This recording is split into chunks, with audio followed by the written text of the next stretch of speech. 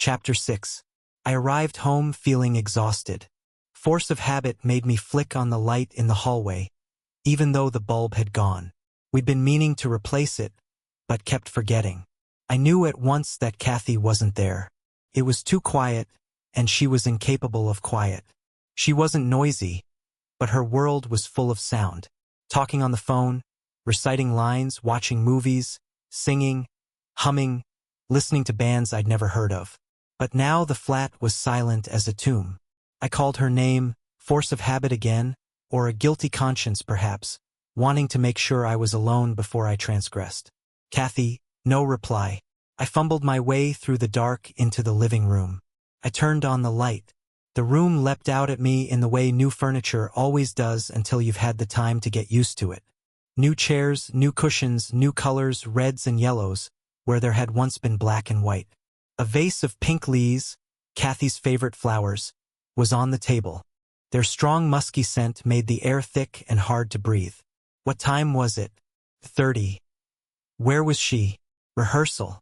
She was in a new production of a fellow at the RSC, and it wasn't going particularly well. Endless rehearsals had been taking their toll. She seemed visibly tired, pale, thinner than usual, fighting a cold. "I'm so sick all the time," she said. "I'm exhausted." And it was true. She'd come back from rehearsal later and later each night, looking terrible. She'd yawn and stumble straight into bed, so she probably wouldn't be home for a couple of hours at the earliest. I decided to risk it. I took the jar of weed from its hiding place and started rolling a joint. I'd been smoking marijuana since university. I encountered it during my first term, alone and friendless at a fresher party. Too paralyzed with fear to initiate a conversation with any of the good-looking and confident young people around me. I was planning my escape when the girl standing next to me offered me something. I thought it was a cigarette until I smelled the spicy, pungent, curling black smoke. Too shy to refuse, I accepted it and brought the joint to my lips. It was badly rolled and coming unstuck, unraveling at the end. The tip was wet and stained red from her lipstick. Tasted different from a cigarette. It was richer, rawer, more exotic. I swallowed down the thick smoke and tried not to cough. Initially, all I felt was a little light on my feet, like sex. Clearly, more fuss was made over marijuana than it merited. And then, a minute or so later, something happened. Something incredible. It was like being drenched in an enormous wave of well-being. I felt safe, relaxed, totally at ease, silly, and unself-conscious. And that was it. It didn't take long before I was smoking weed every day. It became my best friend, my inspiration, my solace, an endless ritual of rolling, licking, lighting. I would get stoned just from the rustling of rolling papers and the anticipation of the warm, intoxicating high. All kinds of theories have been put forward about the origins of addiction. Could be genetic, could be chemical, could be psychological, but marijuana was doing something much more than soothing me. Crucially, it altered the way I experienced my emotions. It cradled me and held me safe like a well-loved child. In other words, it contained me. It was the psychoanalyst W.R. Beyond who came up with the term containment to describe a mother's ability to manage her baby's pain. Remember, babyhood is not a time of bliss. It's one of terror. As babies, we are trapped in a strange alien world, unable to see properly and in a constant state of surprise at our bodies. Alarmed by hunger and wind and bowel movements, overwhelmed by our feelings, we are quite literally under attack. We need our mother to soothe our distress and make sense of our experience. As she does so, we slowly learn how to manage our physical and emotional states on our own. But our ability to contain ourselves directly depends on our mother's ability to contain us. If she had never experienced containment by her own mother, how could she teach us what she did not know? Someone who has never learned to contain himself is plagued by anxious feelings for the rest of his life. Feelings that Beyond aptly titled nameless dread. And such a person endlessly seeks this unquenchable containment from external sources.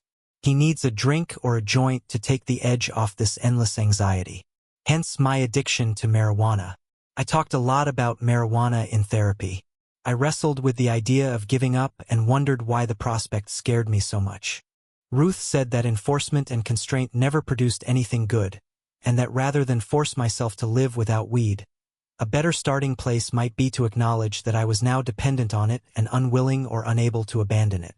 Whatever marijuana did for me was still working, Ruth argued, until the day it would outlive its usefulness when I would probably relinquish it with ease. And Ruth was right.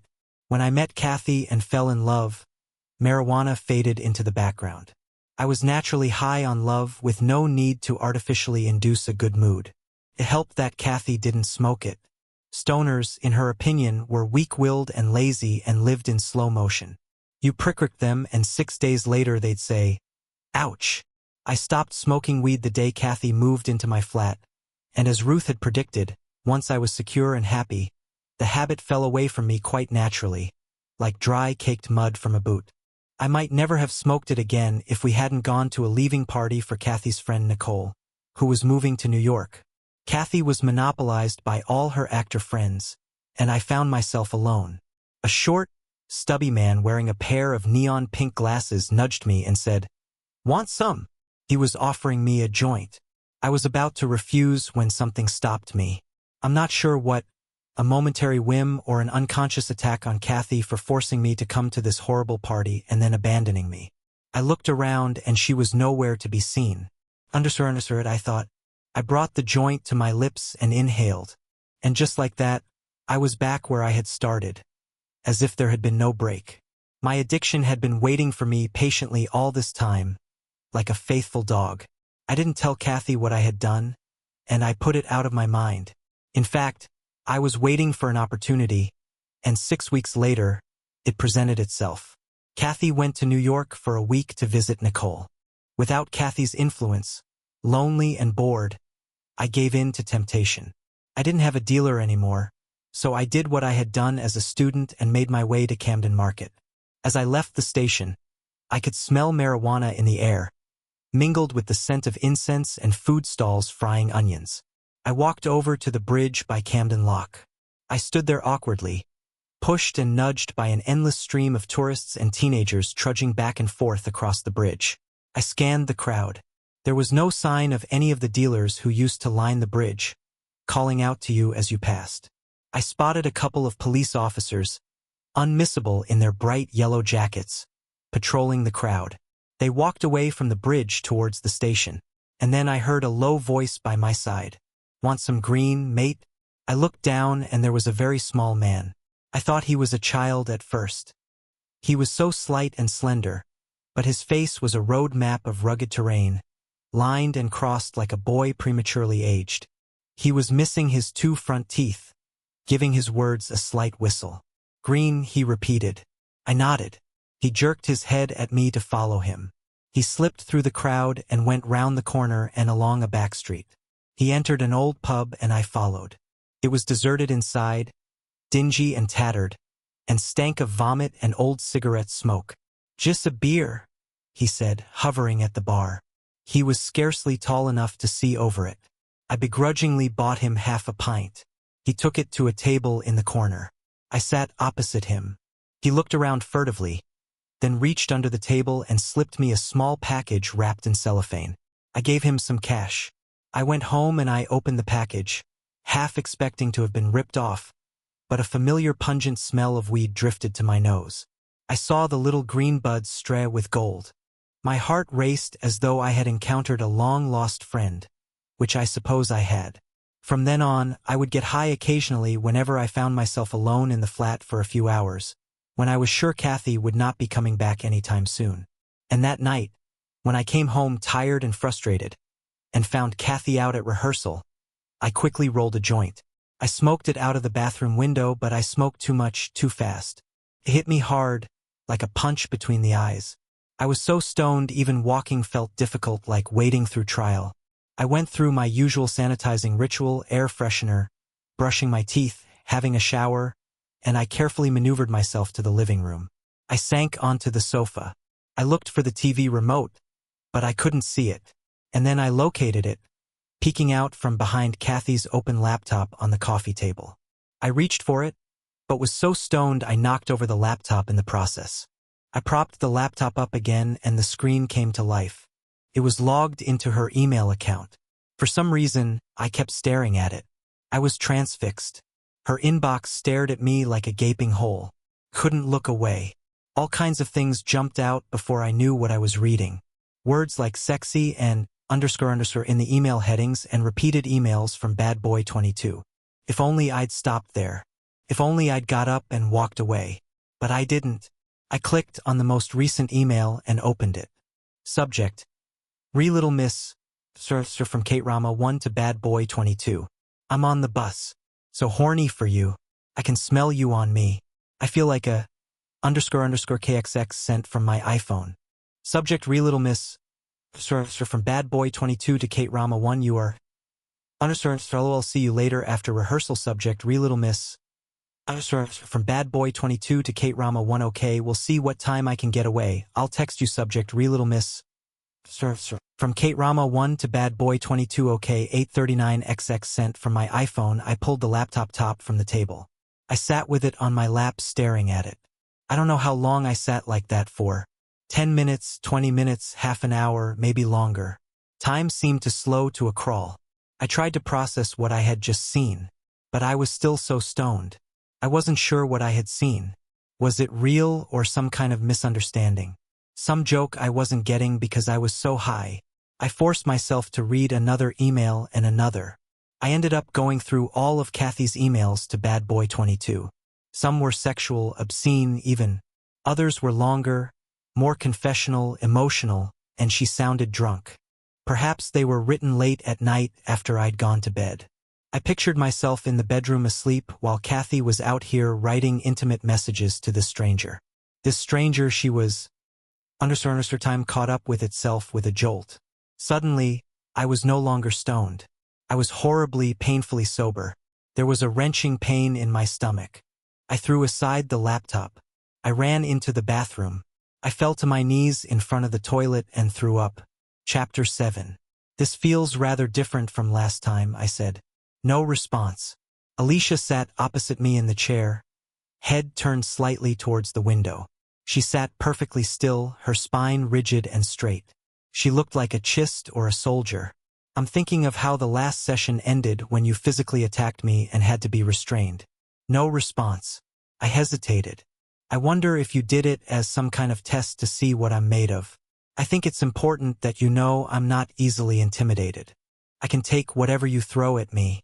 Alicia looked out of the window at the gray sky beyond the bars. I waited a moment and went on.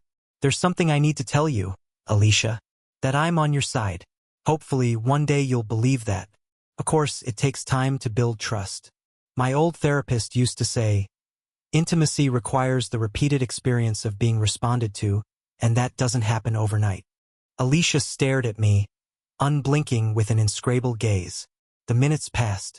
It felt more like an endurance test than a therapy session. I wasn't making progress in any direction, it seemed. Perhaps it was all hopeless. Christian had been right to point out that rats desert sinking ships. What the hell was I doing clambering upon this wreck? Lashing myself to the mast, preparing to drown. The answer, of course, was sitting in front of me. As Diomedes put it, Alicia was a silent siren, luring me to my doom. I felt a sudden desperation. I wanted to scream at her. Say something, anything, just talk. But I didn't say that. Instead, I broke with therapeutic tradition. I stopped treading softly and got directly to the point.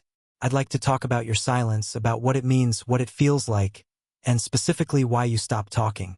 Alicia didn't look at me. Was she even listening? As I sit here with you, a picture keeps coming into my mind. An image of someone biting their fist, holding back a yell, swallowing a scream. I remember when I first started therapy, I found it very hard to cry. I feared I'd be carried away by the flood. Overwhelmed. Perhaps that's what it feels like for you. That's why it's important to take your time to feel safe and trust that you won't be alone in this flood. That I'm treading water here with you. Silence. I think of myself as a relational therapist, I said. Do you know what that means? Silence. It means I think Freud was wrong about a couple of things. I don't believe a therapist can ever really be a blank slate as he intended. We leak all kinds of information about ourselves unintentionally. By the color of my socks or how I sit or the way I talk. Just by sitting here with you, I reveal a great deal about myself. Despite my best efforts at invisibility, I'm showing you who I am. Alicia looked up. She stared at me, her chin slightly tilted. Was there a challenge in that look? At last I had her attention. I shifted in my seat. The point is, what can we do about this? We can ignore it and deny it and pretend this therapy is all about you. Or we can acknowledge that this is a two-way street and work with that, and then we can really start to get somewhere. I held up my hand. I nodded at my wedding ring. This ring tells you something, doesn't it? Alicia's eyes ever so slowly moved in the direction of the ring. Tells you I'm a married man. Tells you I have a wife. We've been married for nearly 9 years. No response. And yet she kept staring at the ring. You were married for about 7 years, weren't you? No reply. I love my wife very much. Did you love your husband? Alicia's eyes moved. They darted up to my face. We stared at each other. Love includes all kinds of feelings, doesn't it? Good and bad. I love my wife. Her name is Kathy. But sometimes I get angry with her. Sometimes I hate her. Alicia kept staring at me. I felt like a rabbit in the headlights, frozen, unable to look away or move. The attack alarm was on the table within reach. I made a concerted effort not to look at it. I knew I shouldn't keep talking, that I should shut up, but I couldn't stop myself. I went on compulsively. And when I say I hate her, I don't mean all of me hates her. Just a part of me hates. It's about holding on to both parts at the same time. Part of you loved Gabriel. Part of you hated him. Alicia shook her head. No. A brief movement but definite. Finally, a response. I felt a sudden thrill. I should have stopped there, but I didn't. Part of you hated him, I said again more firmly. Another shake of the head. Her eyes burned through me. She's getting angry, I thought. It's true, Alicia, or you wouldn't have killed him. Alicia suddenly jumped up. I thought she was about to leap on me. My body tensed in anticipation. But instead she turned and marched to the door. She hammered on it with her fists. There was the sound of a key turning and Yuri threw open the door. He looked relieved not to find Alicia strangling me on the floor. She pushed past him and ran into the corridor. Steady, slow down, honey, he said. He glanced back at me. Everything okay? What happened? I didn't reply. Yuri gave me a funny look and left. I was alone. Idiot. I thought to myself, you idiot. What was I doing? I pushed her too far, too hard, too soon. It was horribly unprofessional, not to mention totally inept. It revealed far more about my state of mind than hers. But that's what Alicia did for you. Her silence was like a mirror reflecting yourself back at you, and it was often an ugly sight. Chapter 8. You don't need to be a psychotherapist to suspect that Kathy left her laptop open because on an unconscious level at least, she wanted me to find out about her infidelity. Well, now I had found out. Now I knew. I hadn't spoken to her since the other night, finding sleep when she got back and leaving the flat in the morning before she woke up. I was avoiding her, avoiding myself. I was in a state of shock. I knew I had to take a look at myself or risk losing myself. Get a grip, I muttered under my breath as I rolled a joint. I smoked it out of the window, and then, suitably stoned, I poured a glass of wine in the kitchen. The glass slipped out of my grasp as I picked it up. I tried to catch it as it fell, but only succeeded in thrusting my hand into a shard of glass as it smashed on the table, slicing a chunk of flesh from my finger. Suddenly, there was blood everywhere. Blood trickling down my arm. Blood on broken glass. Blood mingling with white wine on the table. I struggled to tear off some kitchen paper and bound my finger tight to stem the flow. I held my hand above my head, watching blood stream down my arm in tiny diverging rivulets, mimicking the pattern of veins beneath my skin. I thought of Kathy. It was Kathy I would reach for in a moment of crisis when I needed sympathy or reassurance or someone to kiss it better. I wanted her to look after me. I thought about calling her, but even as I had this thought, I imagined a door closing fast, slamming shut, locking her out of reach. Kathy was gone. I had lost her. I wanted to cry, but couldn't. I was blocked up inside, packed with mud and underserved. Fuck. I kept repeating to myself. Fuck. I became conscious of the clock ticking. It seemed louder now somehow. I tried to focus on it and anchor my spinning thoughts. Tick, tick, tick. But the chorus of voices in my head grew louder and wouldn't be silenced. Of course, I thought she was bound to be unfaithful. This had to happen. It was inevitable. I was never good enough for her. I was useless, ugly, worthless, nothing. She was bound to tire of me eventually. I didn't deserve her. I didn't deserve anything. It went on and on. One horrible thought punching me after another. How little I knew her. Those emails demonstrated I'd been living with a stranger. And now I saw the truth. Kathy hadn't saved me. She wasn't capable of saving anyone. She was no heroine to be admired. Just a frightened, underserved girl. A cheating liar. This whole mythology of us that I had built up, our hopes and dreams, likes and dislikes, our plans for the future, a life that had seemed so secure, so sturdy, now collapsed in a matter of seconds, like a house of cards in a gust of wind. My mind went to that cold room at college all those years ago, tearing open packets of paracetamol with clumsy, numb fingers. The same numbness overtook me now. That same desire to curl up and die. I thought of my mother. Could I call her? Turn to her in my moment of desperation and need. I imagined her answering the phone, her voice shaky. Just how shaky depended on my father's mood and if she'd been drinking. She might listen sympathetically to me, but her mind would be elsewhere, one eye on my dad and his temper. How could she help me? How can one drowning rat save another? I had to get out. I couldn't breathe in here in this flat with these stinking lees. I needed some air. I needed to breathe. I left the flat. I dug my hands in my pockets and kept my head low. I pounded the streets, walking fast, going nowhere. In my mind, I kept going back over our relationship, scene by scene, remembering it, examining it, turning it over, looking for clues. I remembered unresolved fights, unexplained absences, and frequent lateness. But I also remembered small acts of kindness, affectionate notes she'd leave for me in unexpected places, moments of sweetness, and apparently genuine love. How was this possible? Had she been acting the whole time? Had she ever loved me? I remembered the flicker of doubt I'd had upon meeting her friends. They were all actors, loud, narcissistic, pining, endlessly talking about themselves and people I didn't know. Suddenly, I was transported back to school, hovering alone on the fringes of the playground, watching the other kids play. I convinced myself Kathy wasn't like them at all, but clearly she was. If I had encountered them that first night at the bar when I met her, would they have put me off her? I doubted. Nothing could have prevented our union.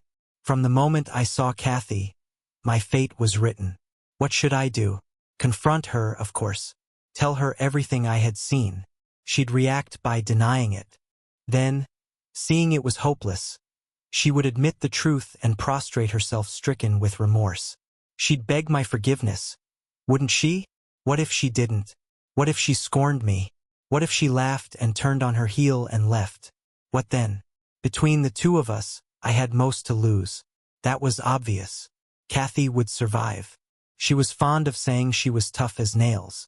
She'd pick herself up, dust herself off, and forget all about me. But I wouldn't forget about her. How could I? Without Kathy, I'd return to that empty, solitary existence I had endured before. I'd never meet anyone like her again. Never have that same connection or experience that depth of feeling for another human being. She was the love of my life. She was my life. And I wasn't ready to give her up. Not yet. Even though she had betrayed me, I still loved her. Perhaps I was crazy after all.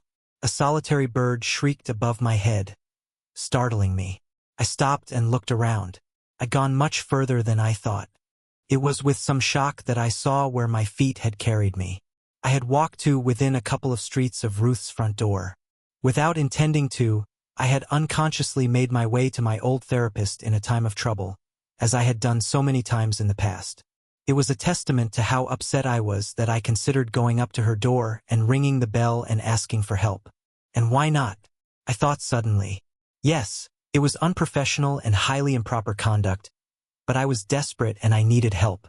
And before I knew it, I was standing in front of Ruth's green door, watching my hand reach up to the buzzer and press it. It took her a few moments to answer it.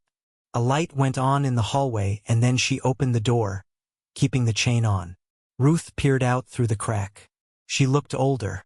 She must be in her 80s now, smaller, frielier than I remembered, and slightly stooped. She was wearing a gray cardigan over a pale pink nightgown. "Hello," she said nervously. "Who's there?" "Hello, Ruth," I said, stepping into the light.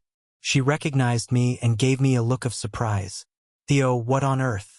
Her eyes went from my face to the clumsy, improvised bandage around my finger with blood seeping through it. "Are you all right?" "Not really. May I come in? I need to talk to you." There was no hesitation on Ruth's part, only a look of concern. She nodded. "Of course, come in." She undid the chain and opened the door. I stepped inside. Chapter 9. "Would you like a cup of tea?" Ruth asked as she showed me into the living room. The room was as it always had been, as I'd always remembered it. The rug, the heavy drapes, the silver clock ticking on the mantel, the armchair, the faded blue couch. I felt instantly reassured. To be honest, I said I could do with something stronger. Ruth shot me a brief piercing glance, but didn't comment, nor did she refuse as I half expected. She pulled me a glass of cherry and handed it to me. I sat on the couch. Force of habit made me sit where I always had done for therapy, on the far left side, resting my arm on the armrest. The fabric underneath my fingertips was worn thin by the anxious rubbing of many patients, myself included. I took a sip of cherry. It was warm, sweet, and a little sickly, but I drank it down, conscious of Ruth watching me the whole time. Her gaze was obvious, but not heavy or uncomfortable. In 20 years, Ruth had never managed to make me feel uncomfortable. I didn't speak again until I had finished the sherry. "It feels odd to be sitting here with a glass in my hand. I know you're not in the habit of offering drinks to your patients. You're not my patient anymore, just a friend. And by the look of you," she added gently, "you need a friend right now. Do I look that bad?" "You do, I'm afraid.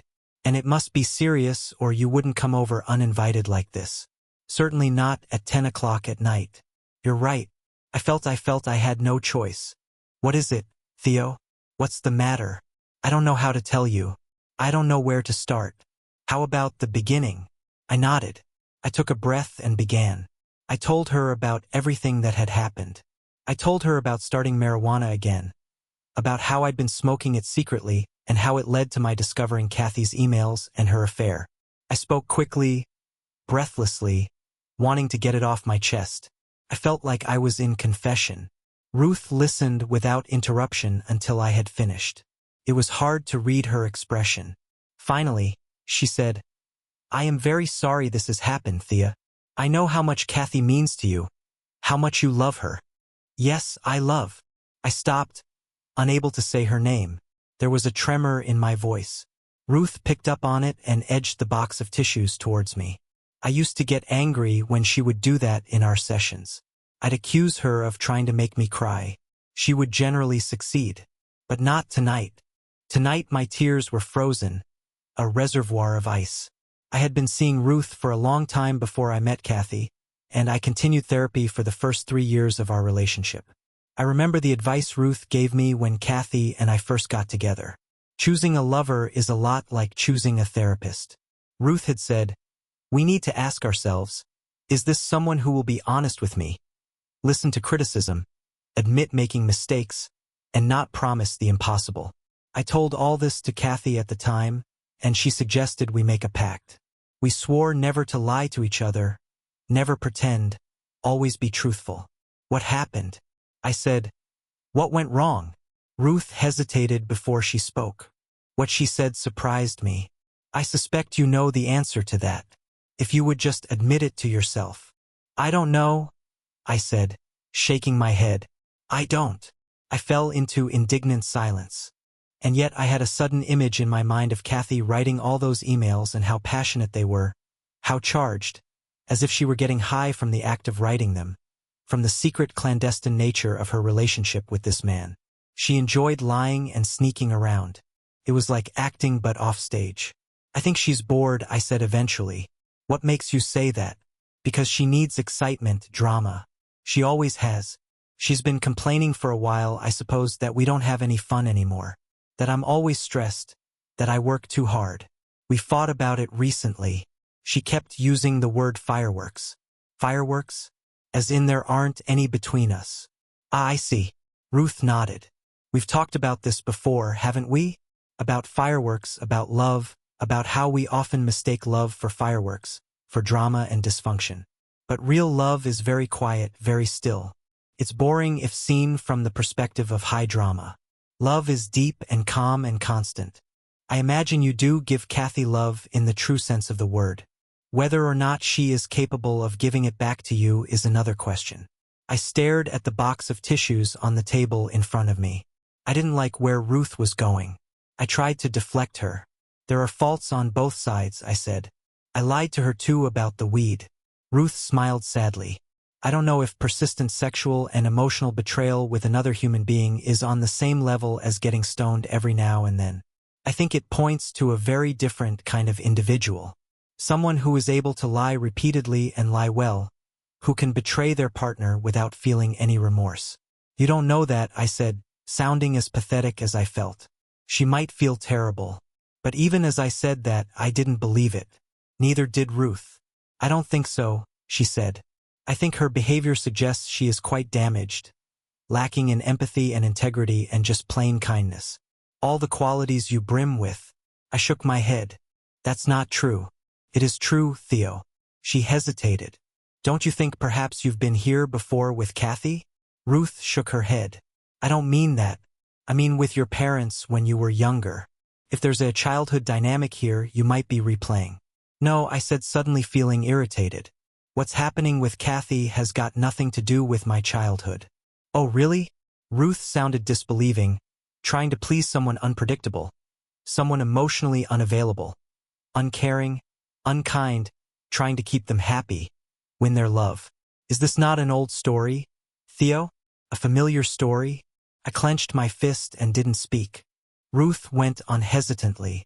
I know how sad you feel, but I want you to consider the possibility that you felt this sadness long before you met Kathy.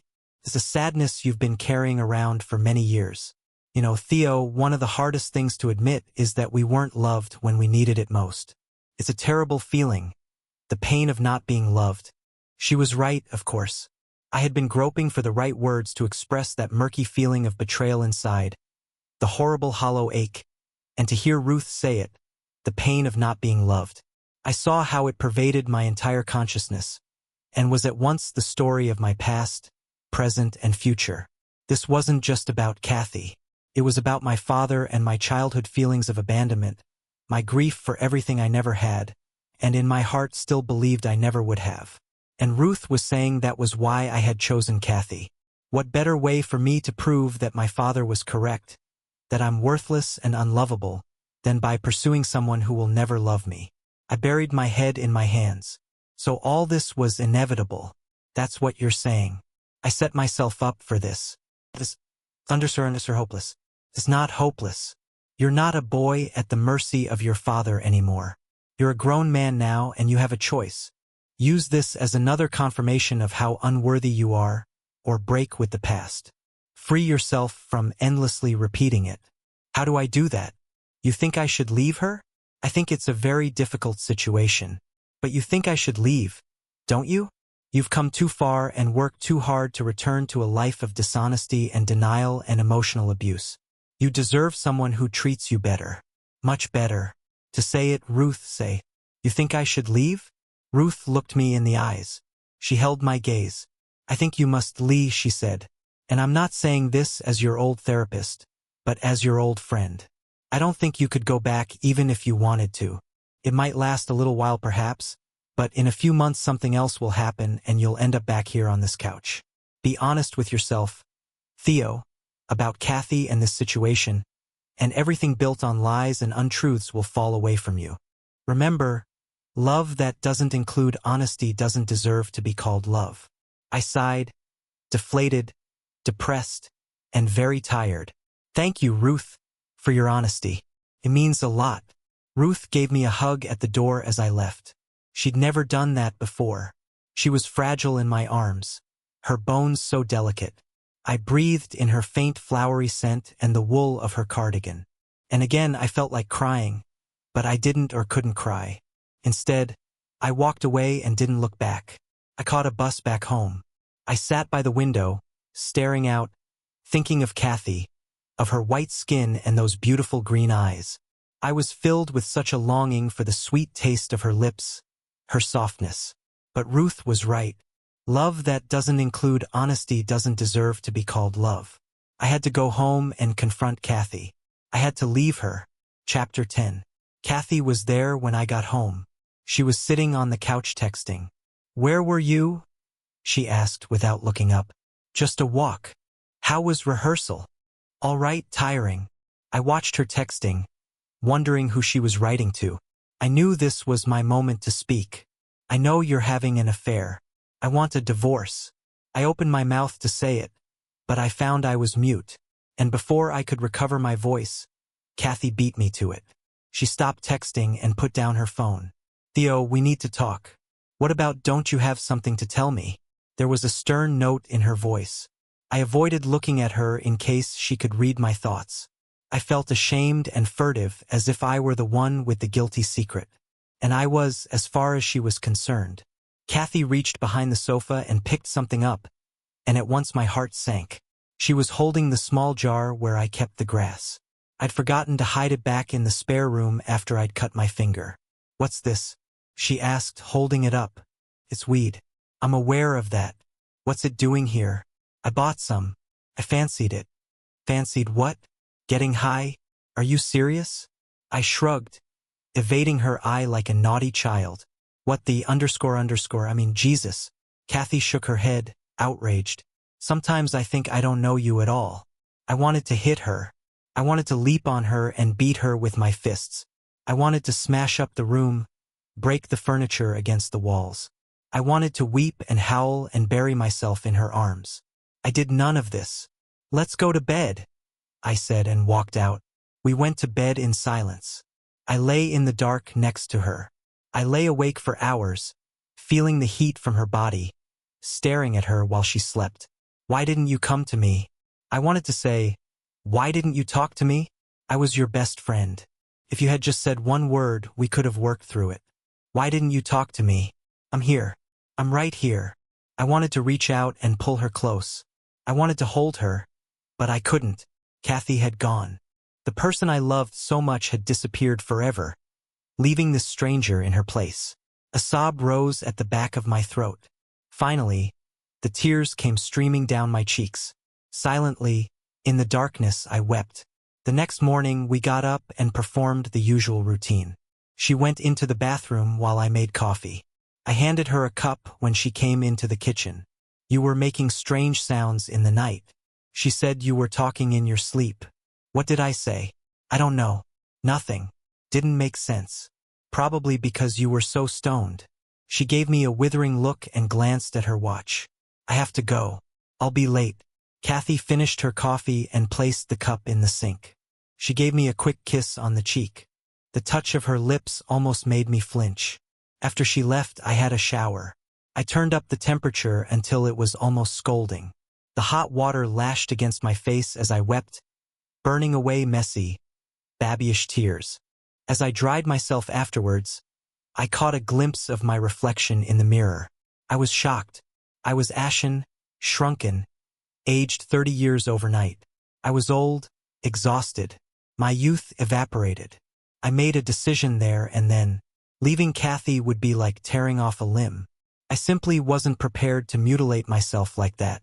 No matter what Ruth said, Ruth wasn't infallible. Kathy was not my father. I wasn't condemned to repeat the past. I could change the future. Kathy and I were happy before we could be again. One day she might confess it all to me, tell me about it, and I would forgive her. We would work through this. I would not let Kathy go. Instead, I would say nothing. I would pretend I had never read those emails and somehow I'd forget. I'd bury it. I had no choice but to go on. I refused to give in to this. I refused to break down and fall apart. After all, I wasn't just responsible for myself. What about the patients in my care? Certain people depended on me.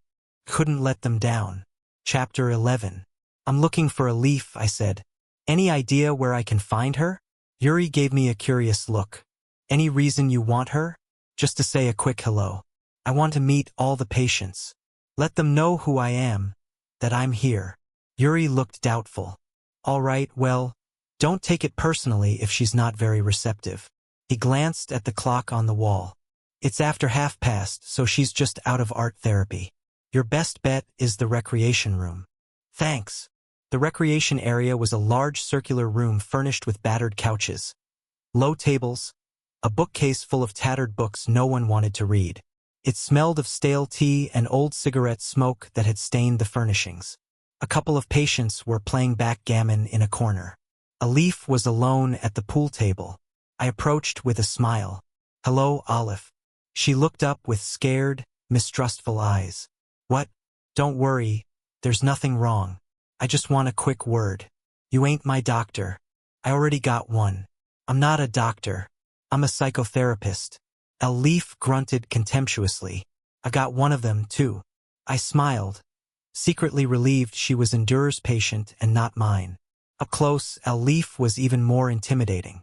It wasn't just her massive size, but also the rage etched deep into her face. A permanent scowl and angry black eyes that were quite clearly disturbed. She stank of sweat and the Raleighs she was always smoking that had left her fingertips stained black and her nails and teeth a dark yellow. I just wanted to ask you a couple of questions, I said. If that's okay. About Alicia. Olive scowled and banged the cue on the table. She started setting up the balls for another game. Then she stopped. She just stood there looking distracted in silence. Olive. She didn't respond. I could tell from her expression what was wrong. Are you hearing voices, Olive? A suspicious glance. A shrug. What are they saying? You ain't safe telling me to watch out. I see. Quite right. You don't know me, so it's sensible not to trust me. Not yet. Perhaps over time that will change. A leaf gave me a look that suggested she doubted it. I nodded at the pool table. Fancy a game? No. Why not? She shrugged. Other cues broke? They ain't replaced it yet? But I can share your cue. Can I? The cue was resting on the table. I went to touch it and she yanked it out of reach. It's my _ cue. Get your own. I stepped back, unnerved by the ferocity of her reaction. She played a shot with considerable force. I watched her play for a moment, then I tried again. I was wondering if you could tell me about something that happened when Alicia was first admitted to the Grove. Do you remember? Olive shook her head. I went on. I read in her file that you had an altercation in the canteen. You were on the receiving end of an attack. Oh yeah. She tried to kill me in it. Tried to cut my _ throat. According to the handover notes, a nurse saw you whisper something to Alicia before the attack. I was wondering what it was. No. Olive shook her head furiously. I didn't say nothing. I'm not trying to suggest you provoked her. I'm just curious. What was it? I asked her something. So, _ what? What did you ask? I asked if he deserved it. Who? Him? A bloke? Leaf smiled, although it wasn't really a smile, more a misshapen grimace. You mean her husband? I hesitated, unsure if I understood. You asked Alicia if her husband deserved to be killed. Olive nodded and played a shot, and I asked what he looked like when she shot him, and his skull was broke and his brains all spilled out. She laughed. I felt a sudden wave of disgust similar to the feelings I imagined Olive had provoked in Alicia. Olive made you feel repulsion and hatred. That was her pathology. That was how her mother had made her feel as a very small child. Hateful and repulsive. And so Leaf unconsciously provoked you to hate her. And mostly she succeeded. And how are things now? I asked. Are you and Alicia on good terms? Oh yeah, mate. We were real tight best mates. Olive laughed again. Before I could respond, I felt my phone vibrating in my pocket. I checked it. I didn't recognize the number. I should answer this. Thank you. You've been very helpful. A laugh muttered something unintelligible and went back to her game. I walked into the corridor and answered the phone. Hello, I said. Is that Theo Faber speaking? Who's this? Max Berenson here, returning your call. Oh yes. Hi. Thanks for calling me back. I was wondering if we could have a conversation about Alicia. Why? What's happened? Is something wrong? No, I mean, not exactly. I'm treating her and I wanted to ask you a couple of questions about her whenever's convenient. I don't suppose we could do it on the phone. I'm rather busy. I'd rather talk in person if possible. Max Berenson sighed and mumbled as he spoke to someone off the phone, and then tomorrow evening 7 o'clock my office. I was about to ask for the address, but he hung up. Chapter 12. Max Berenson's receptionist had a bad cold. She reached for a tissue, blew her nose, and gestured at me to wait. He's on the phone. He'll be out in a minute. I nodded and took a seat in the waiting area. A few uncomfortable upright chairs. A coffee table with a stack of out-of-date magazines. All waiting rooms looked alike, I thought. I could just as easily have been waiting to see a doctor or a funeral director as a solicitor. The door across the hallway opened. Max Berenson appeared and beckoned me over. He disappeared back into his office. I got up and followed him inside. I expected the worst given his gruff manner on the phone. But to my surprise, he began with an apology. I'm sorry I was abrupt and we spoke, he said. It's been a long week and I'm a bit under the weather. Won't you sit down? I sat on the chair on the other side of the desk. Thanks, I said. And thank you for agreeing to see me. Well, I wasn't sure I should at first. I thought you were a journalist trying to get me to talk about Alicia. But then I called the Grove and checked you worked there. I see. Does that happen a lot, journalists? I mean, not recently. It used to. I learned to be on my guard. He was about to say something else, but a sneeze overtook him. He reached for a box of tissues. Sorry, I have the family cold. He blew his nose. I glanced at him more closely. Unlike his younger brother, Max Berenson was not an attractive man. Max was imposing, balding, and his face was speckled with deep acne scars. He was wearing a spicy old-fashioned men's cologne, the kind my father used to wear, and his office was similarly traditional and had the reassuring smell of leather furniture, wood, books. It couldn't be more different from the world inhabited by Gabriel, a world of color and beauty for beauty's sake. He and Max were obviously nothing alike. A framed photograph of Gabriel was on the desk. A candid shot, possibly taken by Max. Gabriel was sitting on a fence in a country field. His hair blowing in the breeze, a camera slung around his neck.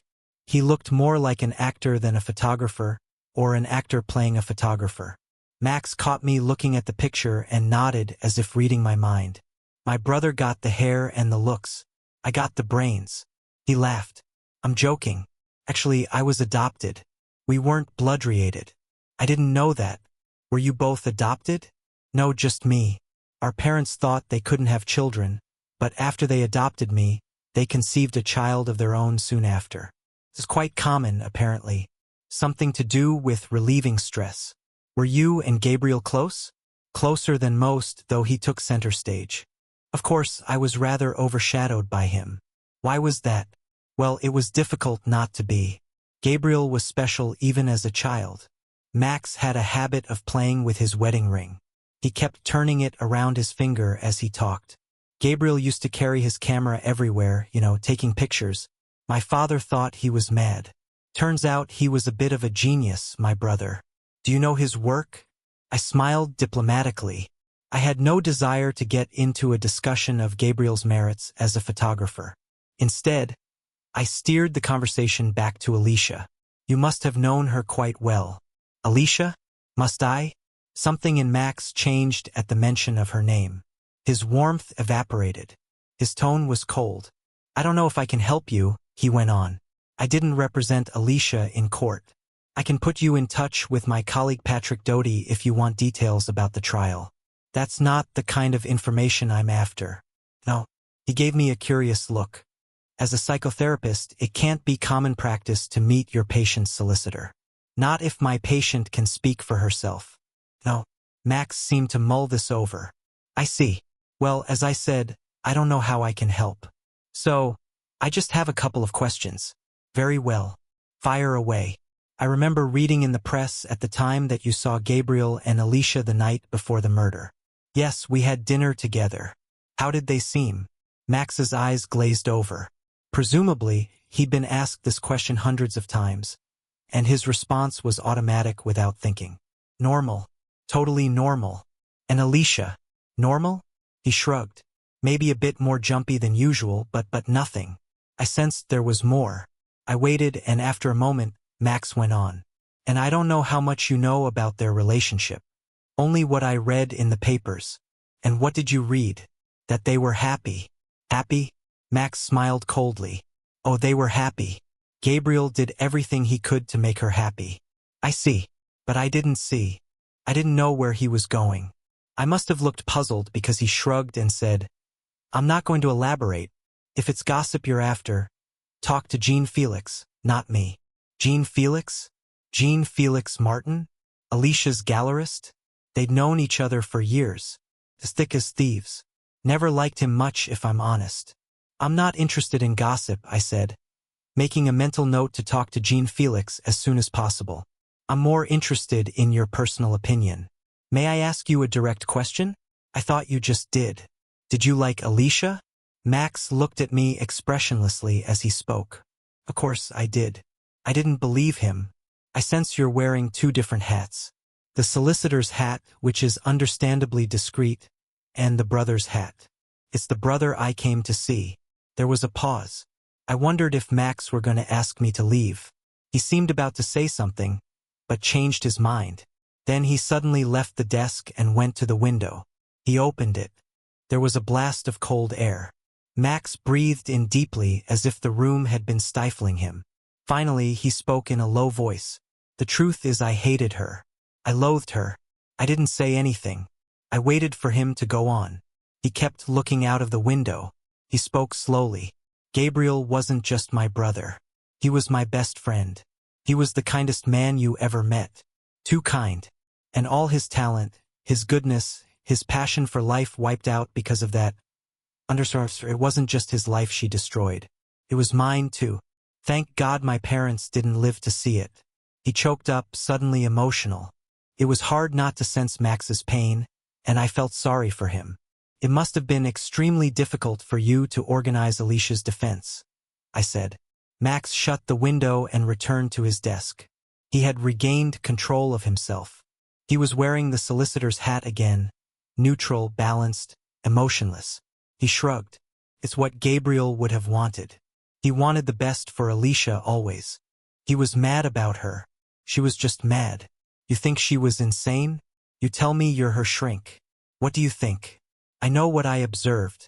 And what was that? Mood swings, rages, violent fits. She'd break things, smash stuff up. Gabriel told me she threatened to murder him on several occasions. I should have listened, done something. After she tried to kill herself, I should have intervened. Insisted she got some help, but I didn't. Gabriel was determined to protect her, and like an idiot, I let him. He sighed and checked his watch. A cue for me to wrap up the conversation, but I just stared at him blankly. Alicia tried to kill herself. What do you mean? When? You mean after the murder? Max shook his head. No, several years before that. You don't know. I assumed you knew. When was this? After her father died, she took an overdose pills or something. I can't remember exactly. She had a kind of breakdown. I was about to press him further when the door opened. The receptionist appeared and spoke in a sniffly voice. Darling, we should go. We'll be late. Right, Max said. Coming, dear. The door shut. Max stood up, giving me an apologetic glance. We have theater tickets. I must have looked startled because he laughed. Tanya and I were married last year. Oh, I see. Gabriel's death brought us together. I couldn't have got through it without her. Max's phone rang, distracting him. I nodded at him to take the call. Thank you. You've been a great help, I said. I slipped out of the office. I took a closer look at Tanya in the reception. She was blonde, pretty, rather petite. She blew her nose and I noticed the large diamond on her wedding finger. To my surprise, she got up and walked towards me. Frowning, she spoke urgently in a low voice. "If you want to know about Alicia," she said, "talk to her cousin Paul. He knows her better than anyone." I tried calling her Aunt Lydia Rose. I said she wasn't particularly forthcoming. "Forget Lydia. Go to Cambridge, talk to Paul, ask him about Alicia and the night after the accident." And the office door opened. Tanya immediately fell silent. Max emerged and she hurried over to him, smiling broadly. "Ready, darling?"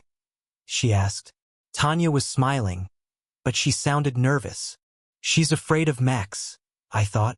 I wondered why. Chapter 13. Alicia Berenson's Diary. 22nd of July. I hate the fact there's a gun in the house. We had another argument about it last night. At least I thought that's what we were fighting about. I'm not so sure now. Gabriel said it was my fault we argued. I suppose it was. I hated seeing him so upset, looking at me with hurt eyes. I hate causing him pain, and yet sometimes I desperately want to hurt him and I don't know why. He said I came home in a horrible mood, that I marched upstairs and started screaming at him. Perhaps I did. I suppose I was upset. I'm not altogether sure what happened. I had just got back from the heath. I don't remember much of the walk. I was daydreaming, thinking about work, about the Jesus picture. I remember walking past a house on my way home. 2 boys were playing with a hose pipe. They couldn't have been older than 7 or 8. The older boy was spraying the younger with a jet of water. A rainbow of color sparkling in the light. Perfect rainbow. The younger boy stretched out his hands, laughing. I walked past and I realized my cheeks were wet with tears. I dismissed it then, but thinking about it now, it seems obvious. I don't want to admit the truth to myself that a huge part of my life is missing. That I've denied I want children, pretending I have no interest in them, that all I care about is my art. And it's not true. It's just an excuse.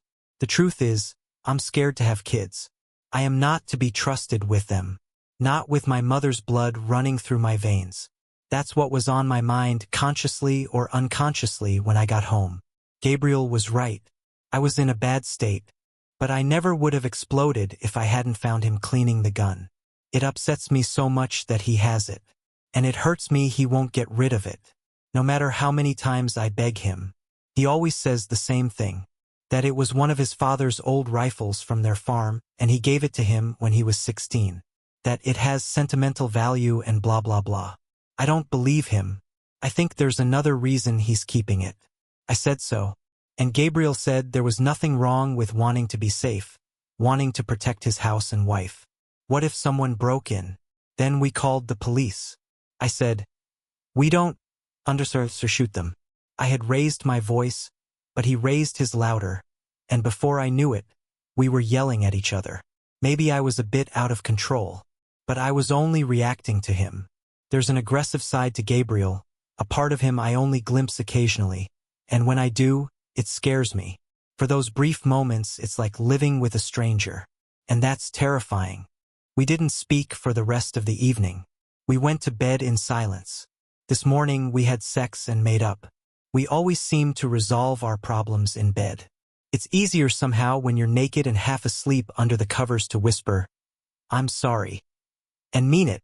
All defenses and understood justifications are discarded lying in a heap on the floor with our clothes.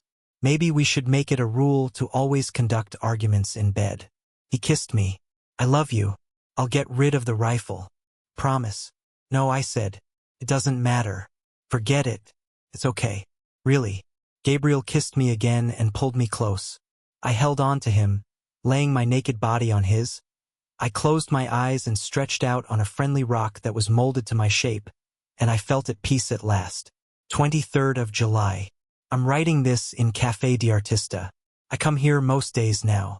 I keep feeling the need to get out of the house. When I'm around other people, even if it's only the bored waitress in here, I feel connected to the world somehow, like a human being. Otherwise, I'm in danger of ceasing to exist, like I might disappear. Sometimes I wish I could disappear. Like tonight, Gabriel has invited his brother over for dinner. He sprung it on me this morning. We've not seen Max in ages, he said. Not since Joel's housewarming. I'll do a barbecue. Gabriel looked at me strangely. You don't mind, do you? Why would I mind? Gabriel laughed. You're such a bad liar. You know that. I can read your face like a very short book. And what does it say that you don't like Max? You never have. That's not true. I could feel myself going red. I shrugged and looked away. Of course I like Max, I said. It'll be nice to see him. When are you going to sit for me again? I need to finish the picture. Gabriel smiled. How about this weekend? And about the painting, do me a favor. Don't show Max. All right. I don't want him to see me as Jesus. I'll never live it down. Max won't see it. I said it's not ready yet. And even if it were, Max is the last person I want in my studio. I thought that, but didn't say it. I'm dreading going home now. I want to stay here in this air-conditioned cafe and hide until Max has left. The waitress is already making little impatient noises and emphatically checking her watch. I'll be kicked out soon. And that means short of wandering the streets all night like a mad person. I have no choice but to go home and face the music and face Max 24th of July. I'm back in the cafe. Someone was sitting at my table and the waitress gave me a sympathetic look. At least I think that's what she was communicating. Sense of solidarity, but I could be wrong. I took another table facing in, not out, by the air conditioning unit. There's not much light. It's cold and dark, which suits my mood. Last night was awful, worse than I thought it would be. I didn't recognize Max when he arrived. But I don't think I've ever seen him out of a suit before. He looked a bit silly in short. He was sweating profusely after the walk from the station. His bald head was red and shiny, and dark patches were spreading out from under his armpits. He wouldn't make my eye at first, or was it me not looking at him? He made a big thing of the house, saying how different it looked, how long it was since we'd invited him, that he was starting to think we'd never ask again. Gabriel kept apologizing, saying how busy we'd been, me with the upcoming exhibition and him with work, and we'd not seen anyone. Gabriel was smiling, but I could tell he felt annoyed that Max had made such a point of it. I kept up a pretty good front at first. I was waiting for the right moment, and then I found it. Max and Gabriel went into the garden and got the barbecue going. I hung around in the kitchen on the pretext of making a salad. I knew Max would make an excuse to come and find me, and I was right. After about 5 minutes, I heard his heavy thudding footsteps. He doesn't walk at all like Gabriel. Gabriel is so silent. It's like a cat. I never hear him moving around the house at all. Alicia, Max said.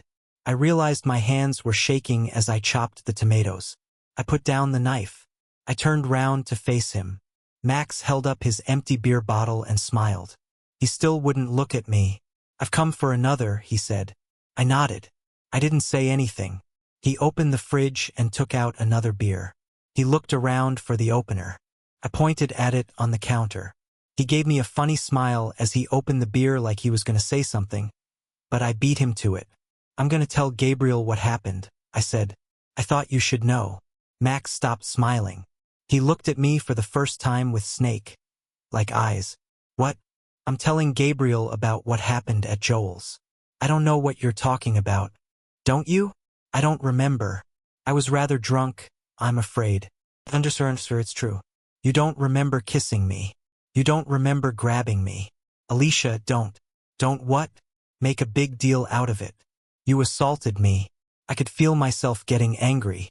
It was an effort to control my voice and not start shouting. I glanced out of the window.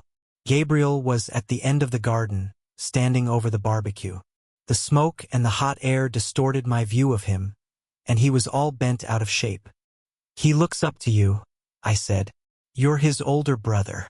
He's going to be so hurt when I tell him. Then don't. There's nothing to tell him. He needs to know the truth. He needs to know what his brother is really like. You. Before I could finish, Max grabbed my arm hard and pulled me towards him. I lost my balance and fell onto him. He raised his fist and I thought he was going to punch me. I love you, he said.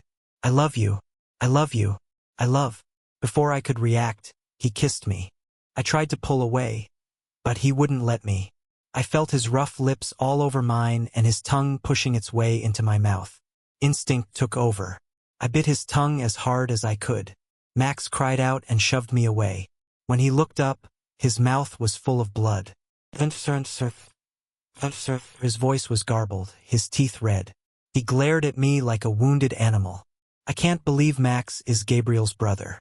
He has none of Gabriel's fine qualities, none of his decency, none of his kindness. Max disgusts me, and I said so. Lucia, don't say anything to Gabriel, he said. I mean it. I'm warning you. I didn't say another word. I could taste his blood on my tongue. So I turned on the tap and rinsed my mouth until it was gone. Then I walked out into the garden. Occasionally, I sensed Max staring at me over dinner. I'd look up and catch his eye, and he'd look away. I didn't eat anything. The thought of eating made me sick. I kept tasting his blood in my mouth. I don't know what to do. I don't want to lie to Gabriel, nor do I want to keep it a secret. But if I tell Gabriel he'll never speak to Max again, it would devastate him to know he'd misplaced his trust in his brother. Because he does trust Max. He idolizes him, and he shouldn't. I don't believe Max is in love with me. I believe he hates Gabriel, that's all. I think he's madly jealous of him, and he wants to take everything that belongs to Gabriel, which includes me. But now I've stood up to him, I don't think he'll bother me again. At least I hope not. Not for a while anyway. So, for the moment, I'm going to remain silent. Of course, Gabriel can read me like a book. Or maybe I'm just not a very good actress. Last night, as we were getting ready for bed, he said I'd been weird the whole time Max was there. I was just tired. No, it was more than that. You were so distant. You might have made more of an effort. We barely ever see him. I don't know why you have such a problem with him. I don't. It was nothing to do with Max. I was distracted. I was thinking about work. I'm behind with the exhibition. It's all I can think about. I said this with as much conviction as I could muster. Gabriel gave me a disbelieving look, but he let it go for the moment. I'll have to face it again next time we see Max. But something tells me that won't be for a while. I feel better for having written this down. I feel safer somehow having it on paper. It means I have some evidence, some proof. If it ever comes to that. 26th of July. It's my birthday today. I'm 33 years old. It's strange. It's older than I ever saw myself as being. My imagination only ever extended this far. I've outlived my mother now. It's an unsteady feeling being older than she was. She got to 32 and then she stopped. Now I've outlived her and won't stop. I will grow older and older, but she won't. Gabriel was so sweet this morning. He kissed me awake and presented me with 33 red roses. They were beautiful. He pricked his finger on one of the thorns. A blood-red teardrop. It was perfect. Then he took me for a picnic on the heath for breakfast. Sun was barely up, so the heat wasn't unbearable. There was a cool breeze coming off the water and the air smelled of cut grass. We lay by the pond under a weeping willow on the blue blanket we bought in Mexico. The willow branches formed a canopy over us and the sun burned hazily through the leaves. We drank champagne and ate small sweet tomatoes with smoked salmon and slivers of bread. Somewhere in the back of my mind there was a vague feeling of familiarity, a nagging sense of déjà vu. Couldn't quite place.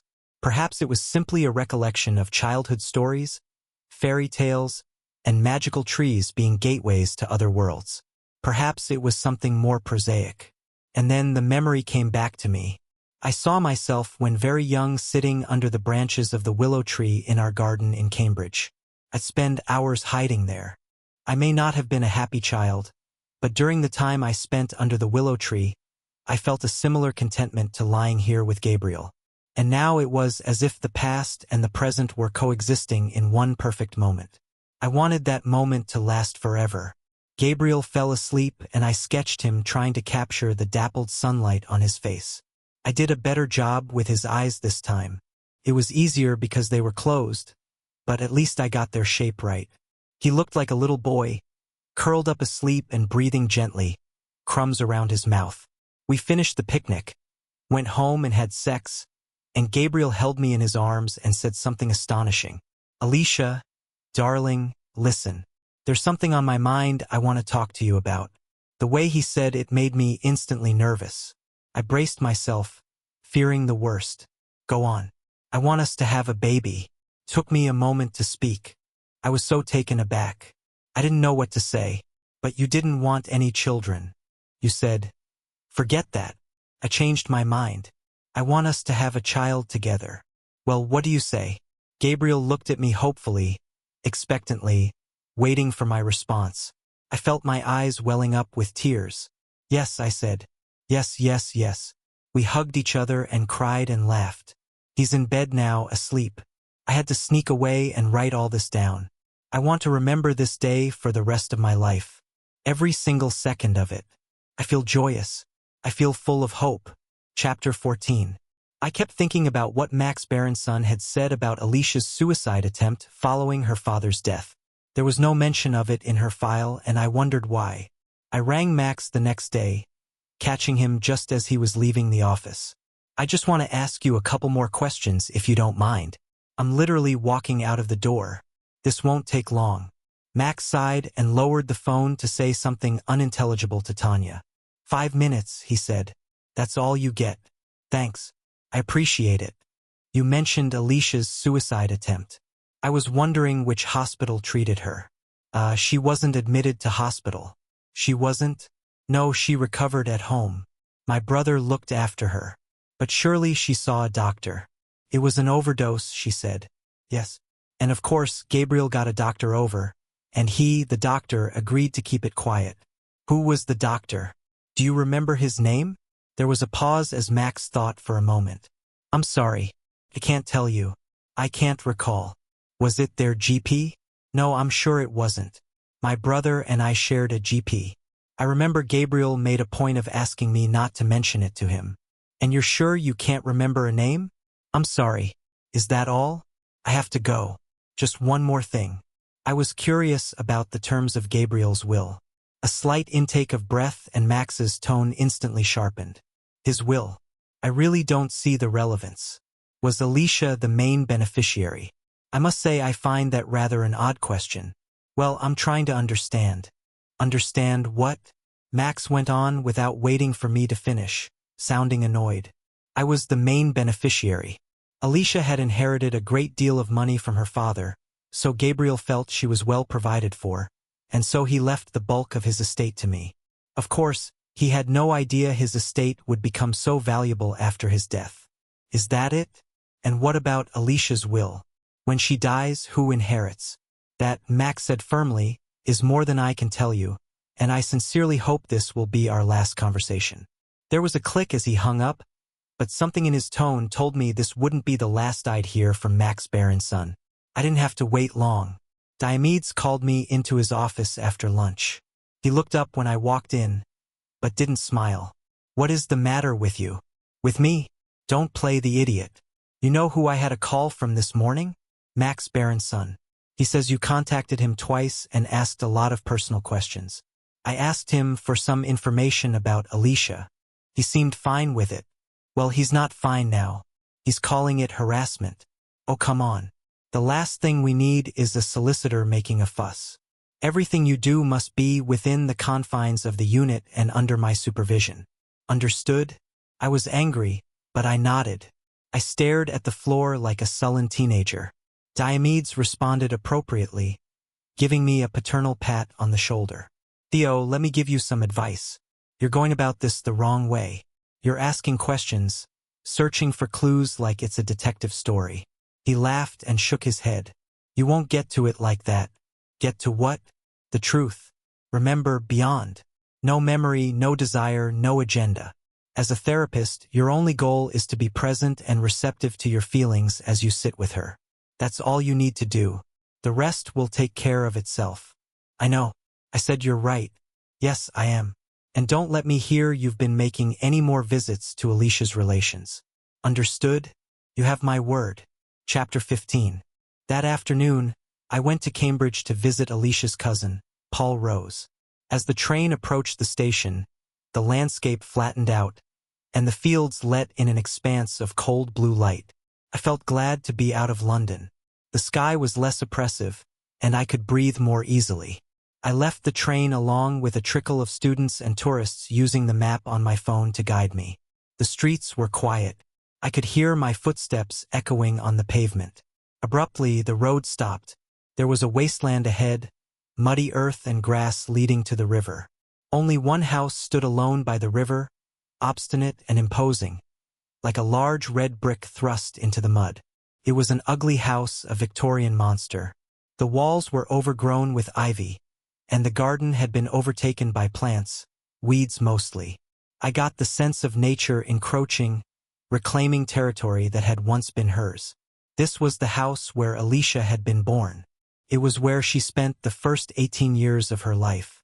Within these walls, her personality had been formed. The roots of her adult life. All causes and subsequent choices were buried here. Sometimes it's hard to grasp why it is that the answers to the present lie in the past. A simple analogy might be helpful. A leading psychiatrist in the field of sexual abuse once told me she had, in 30 years of extensive work with pedophiles, never met one who hadn't himself been abused as a child. This doesn't mean that all abused children go on to become abusers. But it is impossible for someone who was not abused to become an abuser. No one is born evil. As Winnott puts it, a baby cannot hate the mother without the mother first hating the baby. As babies, we are innocent sponges, blank slates with only the most basic needs present to eat, underserved, love, and be loved. But something goes wrong depending on the circumstances into which we are born and the house in which we grow up. A tormented, abused child can never take revenge in reality, as she is powerless and defenseless. But she can and must harbor vengeful fantasies in her imagination. Rage, like fear, is reactive in nature. Something bad happened to Alicia, probably early in her childhood, to provoke the murderous impulses that emerged all those years later. Whatever the provocation, not everyone in this world would have picked up the gun and fired it point blank into Gabriel's face. In fact, most people could not. That Alicia did so points to something disordered in her internal world. That's why it was crucial for me to understand what life had been like for her in this house, to find out what happened to shape her, to make her into the person she became, a person capable of murder. I wandered further into the overgrown garden through the weeds and waving wild flowers, and I made my way along the side of the house. At the back, there was a large willow tree, a beautiful tree, majestic, with long bare branches sweeping to the ground. I pictured Alicia as a child playing around it and in the secret magical world beneath its branches. I smiled. Then I felt uneasy. Suddenly, I could sense someone's eyes on me. I looked up at the house. There was a face at an upstairs window. An ugly face, an old woman's face, pressed against the glass, staring straight at me. I felt a strange, inexplicable shiver of fear. I didn't hear the footsteps behind me until too late. There was a bang, a heavy thud, and a stab of pain at the back of my head, and everything went black. Chapter 16. I woke up on the hard, cold ground on my back. My first sensation was pain. My head was throbbing, stabbing like my skull had been cracked open. I reached up and gingerly touched the back of my head. "No blood," said a voice.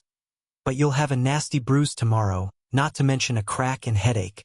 I looked up and saw Paul Rose for the first time. He was standing above me holding a baseball bat. He was about my age, but taller and broad with it. He had a boyish face and a shock of red hair, the same color as Alicia's. He rire of whiskey. I tried to sit up, but couldn't quite manage it. "Better stay there. Recover for a sec. I think I've got concussion." "Possibly." "What the underscore did you do that for? What did you expect, mate? I thought you were a burglar." "Well, I'm not. I know that now. I went through your wallet. You're a psychotherapist." He reached into his back pocket and pulled out my wallet. He tossed it at me. It landed on my chest. I reached for it. "I saw your ID," he said. "You're at that hospital, the Grove." I nodded and the movement made my head throb. "Yes." "Then you know who I am. Alicia's cousin, Paul Rose." He held out his hand. "Here, let me help you up." He pulled me up to my feet with surprising ease. He was strong. I was unsteady on my feet. "You could have killed me," I muttered. Paul shrugged. "You could have been armed. You were trespassing. What did you expect? Why are you here?" "I came to see you." I grimaced in pain. "I wish I hadn't." "Come in. Sit down for a second." I was in too much pain to do anything other than go where he led me. My head was throbbing with every step. We went through the back door. The inside of the house was just as dilapidated as the outside. The kitchen walls were covered with an orange geometric design that looked 40 years out of date. The wallpaper was coming away from the wall in patches, curling, twisting, and blackening like it was catching fire. Mummified insects were hanging suspended from cobwebs in the corners of the ceiling. The dust was so thick on the floor it looked like a dirty carpet, and an underlying odor of cat piss made me feel sick. I counted at least 5 cats around the kitchen, sleeping on chairs and surfaces. On the floor, open plastic bags overflowed with stinking tins of cat food. "Sit down," he said. "I made some tea." Paul leaned the baseball bat against the wall by the door. I kept my eye on it. I didn't feel safe around him. Paul handed me a cracked mug full of tea. "Drink this," he said. "They're only painkillers. I've got some aspirin somewhere. I'll have a look. Here." He picked up a bottle of whiskey. "This will help." He poured some of the whiskey into the mug. I sipped it.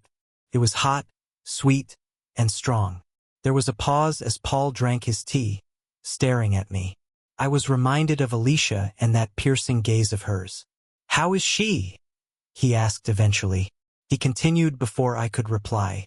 "I've not been to see her. It's not easy getting away. Mom's not well. I don't like to leave her alone." "I see. When was the last time you saw Alicia?" "Oh, years. Not for a long while. We lost touch. I was at their wedding and I saw her a couple of times after that, but Gabriel was quite possessive. I think she stopped calling anyway once they got married. Stopped visiting. Mom was pretty hurt, to be honest." I didn't speak. I could hardly think with the throbbing in my head. I could feel him watching me. "So, what did you want to see me for?" he asked. "Just some questions I wanted to ask you about Alicia, about her childhood." Paul nodded and poured some more whiskey into his mug. He seemed to be relaxing now.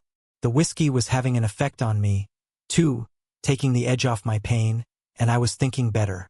Stay on track, I told myself. Get some facts and get the hell out of here. "You grew up together." Paul nodded. "And Mom and I moved in when my dad died. I was about 8 or 9. It was only meant to be temporary, I think.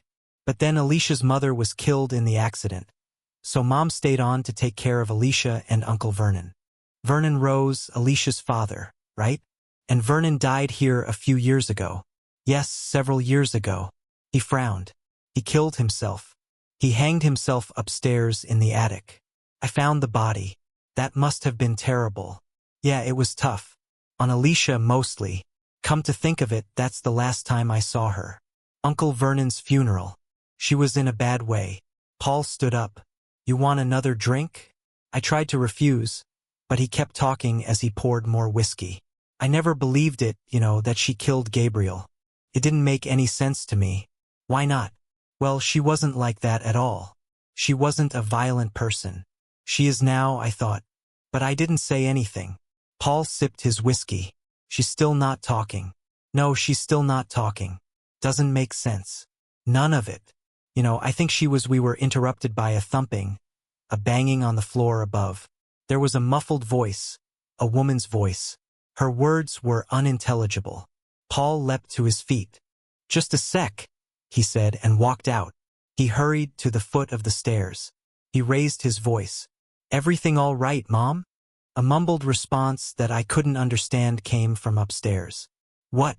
Oh, all right. Just a minute." He sounded uneasy. Paul glanced at me across the hallway, frowning. He nodded at me. "She wants you to go up." Chapter 17. Steadier on my feet, but still feeling faint, I followed Paul as he thudded up the dusty staircase. Lydia Rose was waiting at the top of the stairs. I recognized her scowling face from the window. She had long white hair spreading across her shoulders like a spider's web. She was enormously overweight, a swollen neck, fleshy forearms, massive legs like tree trunks. She was leaning heavily on her walking stick, which was buckling under her weight, and looked like it might give way at any moment. "Who is he? Who is he?" Her shrill question was directed to Paul, even though she was staring at me. She didn't take her eyes off me. Again, the same intense gaze I recognized from Alicia. Paul spoke in a low voice. Mom, don't get upset. He's Alicia's therapist, that's all. From the hospital. He's here to talk to me. You? What does he want to talk to you for? What have you done? He just wants to find out a bit about Alicia. He's a journalist, you idiot. Her voice approached a shriek. Get him out. He's not a journalist. I've seen his ID. All right. Now come on, Mom. Please, let's get you back to bed. Grumbling, she allowed herself to be guided back into her bedroom. Paul nodded at me to follow. Lydia flopped back with a deep thunder. The bed quivered as it absorbed her weight. Paul adjusted her pillows. An ancient cat lay asleep by her feet. It was the ugliest cat I'd ever seen. Battle-scarred, bald lead in places, one ear bitten off. It was growling in its sleep. I glanced around the room. It was full of junk. Stacks of old magazines and yellowing newspapers, piles of old clothes. There was an oxygen canister by the wall and a cake tin full of medication on the bedside table. I could feel Lydia's hostile eyes on me the whole time. There was madness in her gaze. I felt quite sure of that. What does he want? She asked. Her eyes darted up and down feverishly as she sized me up. Who is he? I just told you, Mom. He wants to know some background on Alicia to help him treat her. Is a psychotherapist. Lydia left no doubt about her opinion of psychotherapists. She turned her head, cleared her throat, and spat onto the floor in front of me. Paul groaned. Mom, please. Shut up. Lydia glared at me. Alia doesn't deserve to be in hospital. No, I said. Where should she be? Where do you think prison? Lydia eyed me scornfully. You want to hear about Alicia? I'll tell you about her. She's a little underserved, so she always was, even as a child. I listened and felt my head throbbing. Lydia went on with mounting anger. My poor brother Vernon. He never recovered from Eva's death. I took care of him. I took care of Alicia. And was she grateful? It was obvious no response was required. Not that she waited for one. You know how Alicia repaid me all my kindness? Do you know what she did to me? Mom, please shut up. Lydia turned to me. I was surprised how much anger there was in her voice. The __ painted me. She painted me without my knowledge or permission. I went to her exhibition and there it was hanging there, vile, disgusting and obscene mockery. Lydia was trembling with anger and Paul looked concerned. He gave me an unhappy glance. Maybe it's better if you go now, mate. It's not good for Mom to get upset. I nodded. Lydia Rose was not a well person. No doubt about that. I was more than happy to escape. I left the house and made my way back to the train station with a swollen head and a splitting headache. What a __ waste of time. I found out nothing except it was obvious why Alicia had got out of that house as soon as she could. It reminded me of my own escape from home at the age of 18, fleeing my father. It was all too obvious who Alicia was running away from. Lydia, music rose. I thought about the painting Alicia had done of Lydia. An obscene mockery, she called it. Well, time to pay a visit to Alicia's gallery and find out why the picture had upset her aunt so much. As I left Cambridge, my last thoughts were of Paul. I felt sorry for him, having to live with that monstrous woman, be her unpaid slave. It was a lonely life. I didn't imagine he had many friends or a girlfriend. In fact, I wouldn't be surprised if he was still a virgin. There was something stunted about him despite his size, something thwarted. I had taken an instant and violent dislike to Lydia, probably because she reminded me of my father. I would have ended up like Paul if I had stayed in that house. If I had stayed with my parents in Surrey at the beck and call of a madman, I felt depressed all the way back to London. Sad, tired, close to tears. I couldn't tell if I were feeling Paul's sadness or my own. Chapter 18. Kathy was out when I got home. I opened her laptop and tried to access her email, but with no luck, she was locked out. I had to accept the possibility that she might never repeat her mistake. Would I keep checking ad nauseum, give in to obsession, driving myself mad?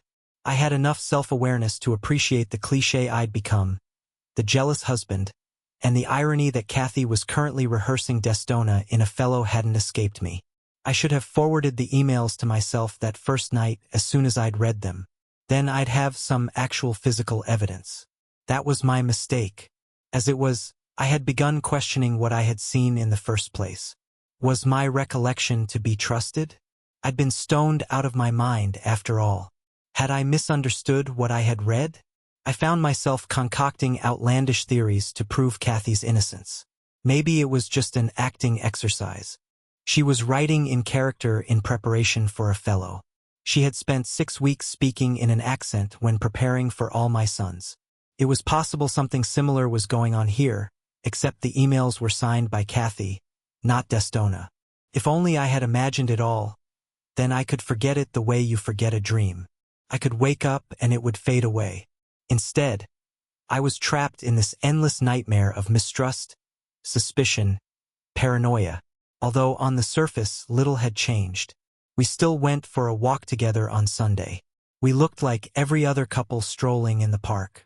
Perhaps our silences were longer than usual, but they seemed comfortable enough. Under the silence, however, a fevered, one-sided conversation was taking place in my mind. I rehearsed a million questions. Why did she do it? How could she? Why say she loved me and marry me? Underserved me? And share my bed, then lie to my face and keep lying after year. How long had it been going on? Did she love this man? Was she going to leave me for him? I looked through her phone a couple of times when she was in the shower, searching for text messages, but found nothing. If she'd received any incriminating texts, she had deleted them. She wasn't stupid, apparently just occasionally careless. It was possible I'd never know the truth. I might never find out. In a way, I hoped I wouldn't. Kathy peered at me as we sat on the couch after the walk. Are you all right? What do you mean? I don't know. You seem a bit flat today? Not just today, recently. I evaded her eyes. Just work. I've got a lot on my mind. Kathy nodded.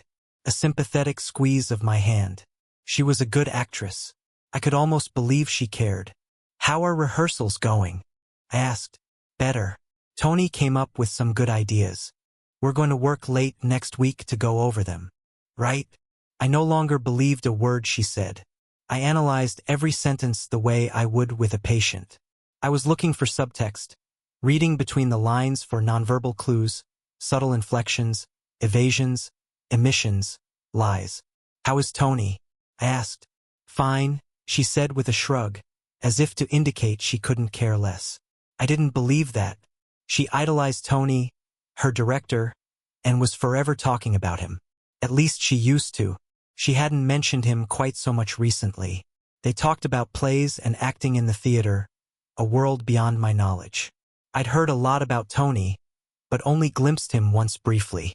When I went to meet Kathy after rehearsal, I thought it odd that Kathy didn't introduce us.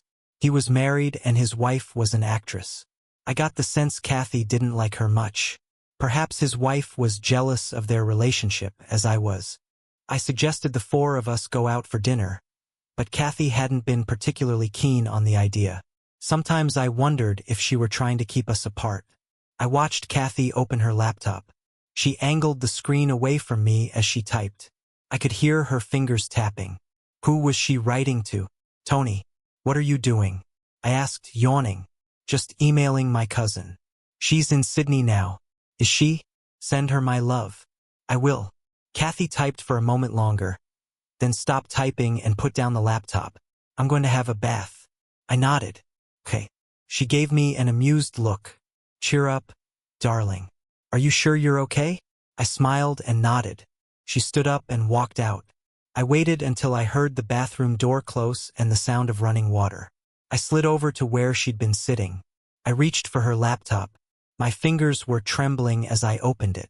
I reopened her browser and went to her email login, but she'd logged out. I pushed away the laptop with disgust. At some point, this must stop. I thought, this way madness lies. Or was I mad already? I was getting into bed, pulling back the covers, when Kathy walked into the bedroom, brushing her teeth. I forgot to tell you, Nicole is back in London next week. Nicole, you remember Nicole? We went to her going-away party. Oh yeah, I thought she moved to New York. She did. And now she's back. A pause. She wants me to meet her on Thursday. Thursday at night after rehearsal. I don't know what aroused my suspicion. Was it the way Kathy was looking in my direction but not making eye contact? I sensed she was lying. I didn't say anything. Neither did she. She disappeared from the door and I could hear her in the bathroom spitting out the toothpaste and rinsing her mouth. Perhaps there was nothing to it. Perhaps it was entirely innocent and Kathy really was going to meet Nicole on Thursday. Perhaps. Only one way to find out. Chapter 19. There were no queues outside Alicia's gallery this time, as there had been that day 6 years ago when I had gone to see the Alcestis. A different artist was hanging in the window now, and despite his possible talent, he lacked Alicia's notoriety and subsequent ability to draw in the crowds. As I entered the gallery, I shivered. It was even colder in here than on the street. There was something chilly about the atmosphere as well as the temperature.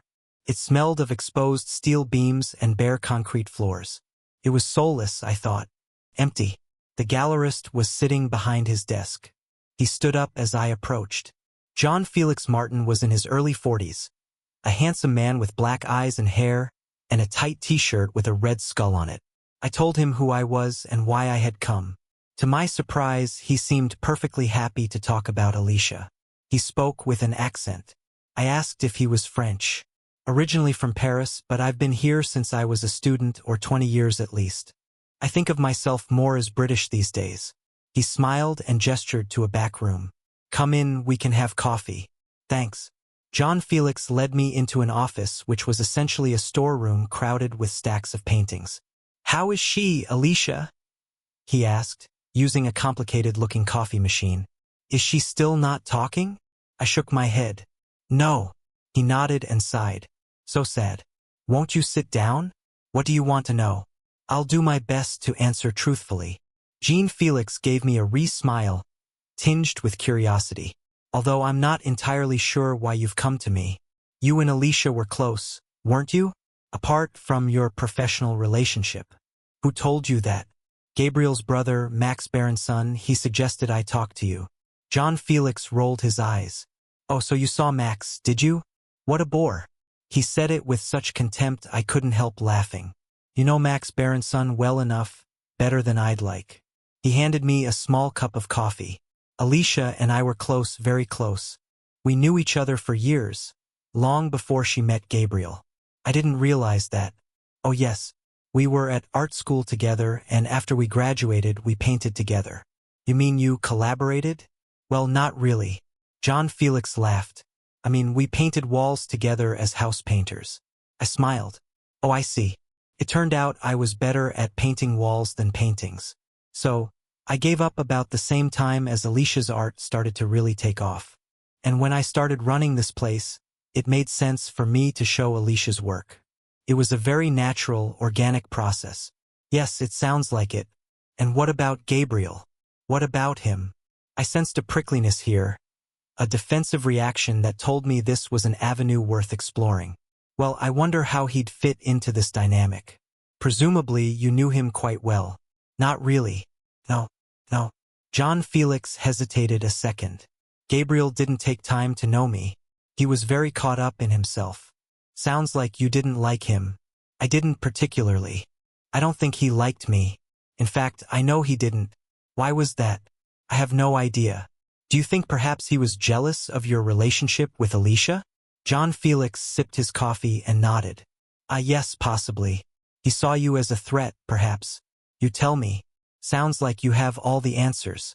I took the hint. I didn't push it any further. Instead, I tried a different approach. You saw Alicia a few days before the murder, I believe. Yes, I went to the house to see her. Can you tell me a little about that? Well, she had an exhibition coming up and she was behind with her work. She was rightfully concerned. You hadn't seen any of the new work? No. She'd been putting me off for ages. I thought I'd better check on her. I expected she'd be in the studio at the end of the garden, but she wasn't. No. I found her in the house. How did you get in? John Felix looked surprised by the question. What? I could tell he was making some quick mental evaluation. Then he nodded. Oh, I see what you mean, he said. Well, there was a gate that led from the street to the back garden. It was usually unlocked. And from the garden, I went into the kitchen through the back door, which was also unlocked. He smiled. You know, you sound more like a detective than a psychiatrist. I'm a psychotherapist. Is there a difference? I'm just trying to understand Alicia's mental state. How did you experience her mood? John Felix shrugged. She seemed fine, a little stressed about work. Is that all? She didn't look like she was going to shoot her husband in a few days. If that's what you mean. She seemed fine. He drained his coffee and hesitated as a thought struck him. Would you like to see some of her paintings? Without waiting for a reply, John Felix got up and walked to the door, beckoning me to follow. Come on. Chapter 20. I followed John Felix into a storage room. He went over to a large case, pulled out a hinged rack, and lifted out 3 paintings wrapped in blankets. He propped them up. He carefully unwrapped each one. Then he stood back and presented the first one to me with a flourish. Voila! I looked at it.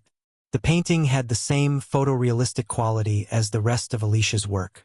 It was an almost photographic representation of the car accident that killed her mother. A woman's body was sitting in the wreck, slumped at the wheel. She was bloodied and obviously dead. Her spirit, her soul, was rising from the corpse like a large bird with yellow wings soaring to the heavens. Isn't it glorious? Said John Felix, gazing at it. All those yellows and reds and greens. I could get lost in it. It's joyous. Joyous wasn't the word I would have chosen. Unsettling, perhaps. I wasn't sure how I felt about it. I moved on to the next picture. A painting of Jesus on the cross. Or was it? It's Gabriel, John Felix said. It's a good likeness. It was Gabriel, but Gabriel portrayed as Jesus crucified, hanging from the cross, blood trickling from his wounds, a crown of thorns on his head. His eyes were not downcast, but staring out, unblinking, tortured, unashamedly reproachful. They seemed to burn right through me. I peered at the picture more closely at the incongruous item strapped to Gabriel's torso. A rifle. That's the gun that killed him. Jean Felix nodded. Yes, it belonged to him, I think. And this was painted before his murder, a month or so before. It shows you what was on Alicia's mind, doesn't it? John Felix moved on to the third picture. It was a larger canvas than the others. This one's the best. Stand back to get a better look. I did as he said and took a few paces back. Then I turned and looked. The moment I saw the painting, I let out an involuntary laugh. The subject was Alicia's aunt, Lydia Rose, and it was obvious why she had been upset by it. Lydia was nude, reclining on a tiny bed. The bed was buckling under her weight. She was enormously, monstrously fat. An explosion of flesh spilling over the bed and hitting the floor and spreading across the room, rippling and folding like waves of gray custard. Jesus, I said, that's cruel. I think it's quite lovely. John Felix looked at me with interest. You know Lydia? Yes, I went to visit her. I see, he said with a smile. You have been doing your homework. I never met Lydia. Alicia hated her, you know. Yes, I said, staring at the painting. Yes, I can see that. John Felix began carefully wrapping up the pictures again. And the Alcestis, I said. Can I see it? Of course. Follow me. John Felix led me along the narrow passage to the end of the gallery. There, the Alcestis occupied a wall to itself. It was just as beautiful and mysterious as I remembered it. Alicia naked in the studio in front of a blank canvas painting with a blood-red paintbrush. I studied Alicia's expression. Again, it defied interpretation. I frowned. She's impossible to read. That's the point. It's a refusal to comment. It's a painting about silence. I'm not sure I understand what you mean. Well, at the heart of all art lies a mystery.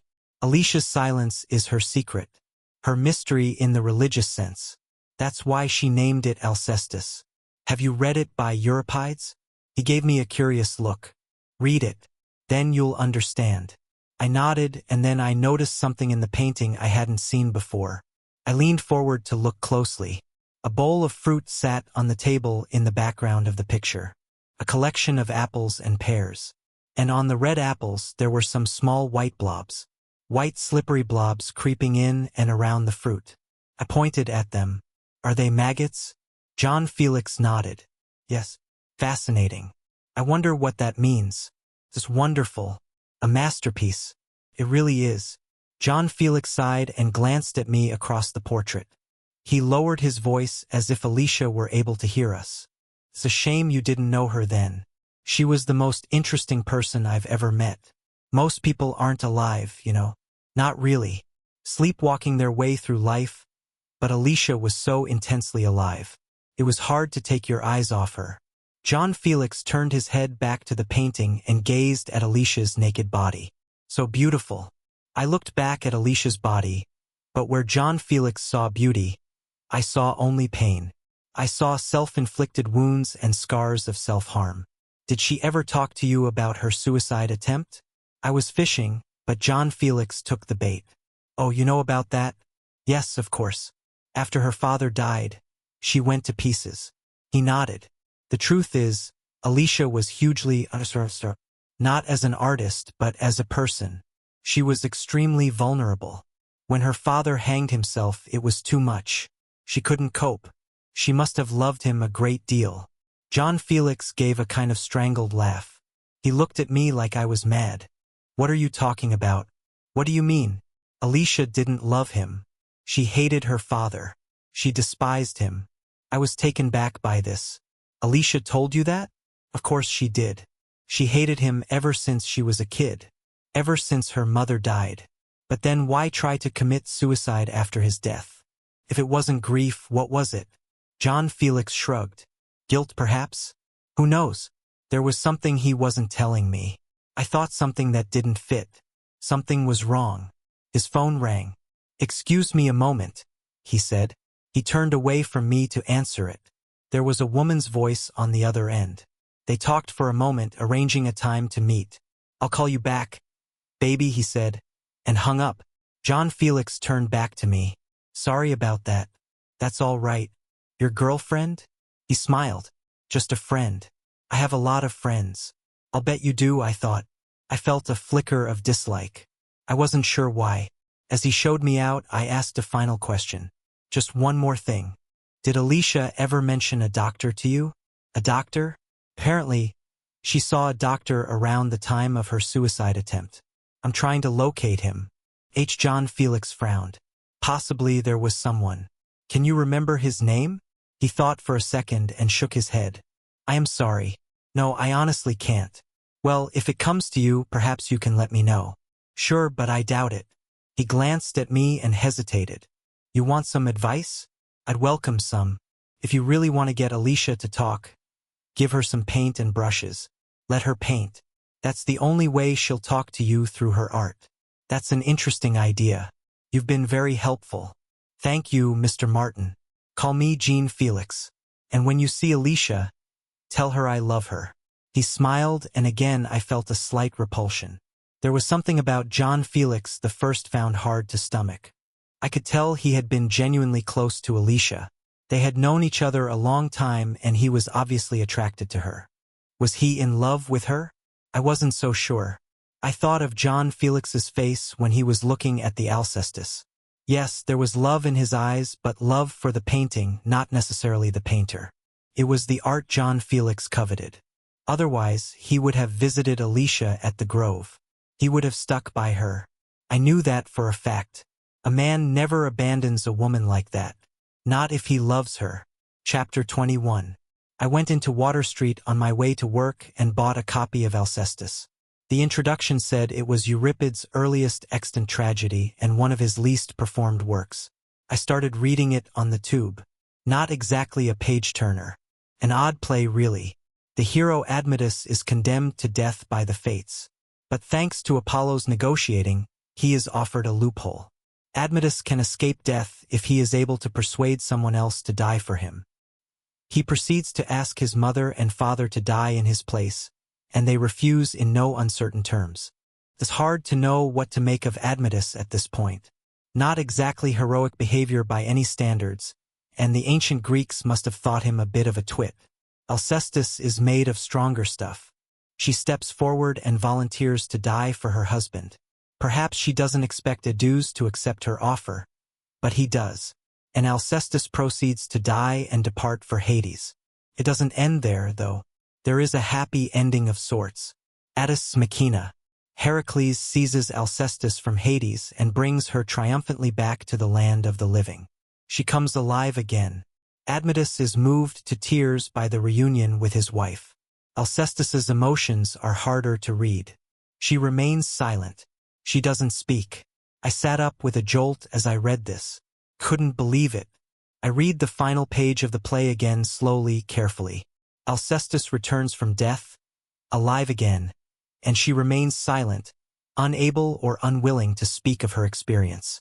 Admetus appeals to Heracles in desperation. But why is my wife standing here and does not speak? There is no answer forthcoming.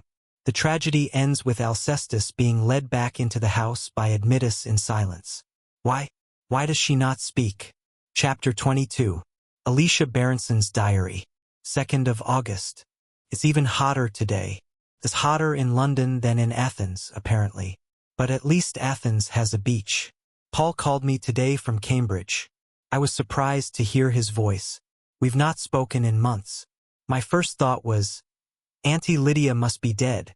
I'm not ashamed to say I felt a flicker of relief, but that's not why Paul was calling. In fact, I'm still not sure why he did call me. He was pretty evasive. I kept waiting for him to get to the point, but he didn't. He kept asking if I was okay, if Gabriel was okay, and muttered something about Lydia being the same as always. I'll come for a visit, I said. I haven't been for ages. I've been meaning to. The truth is, I have many complicated feelings around going home and being at the house with Lydia and Paul. So, I avoid going back and I end up feeling guilty, so I can't win either way. It'd be nice to catch up, I said.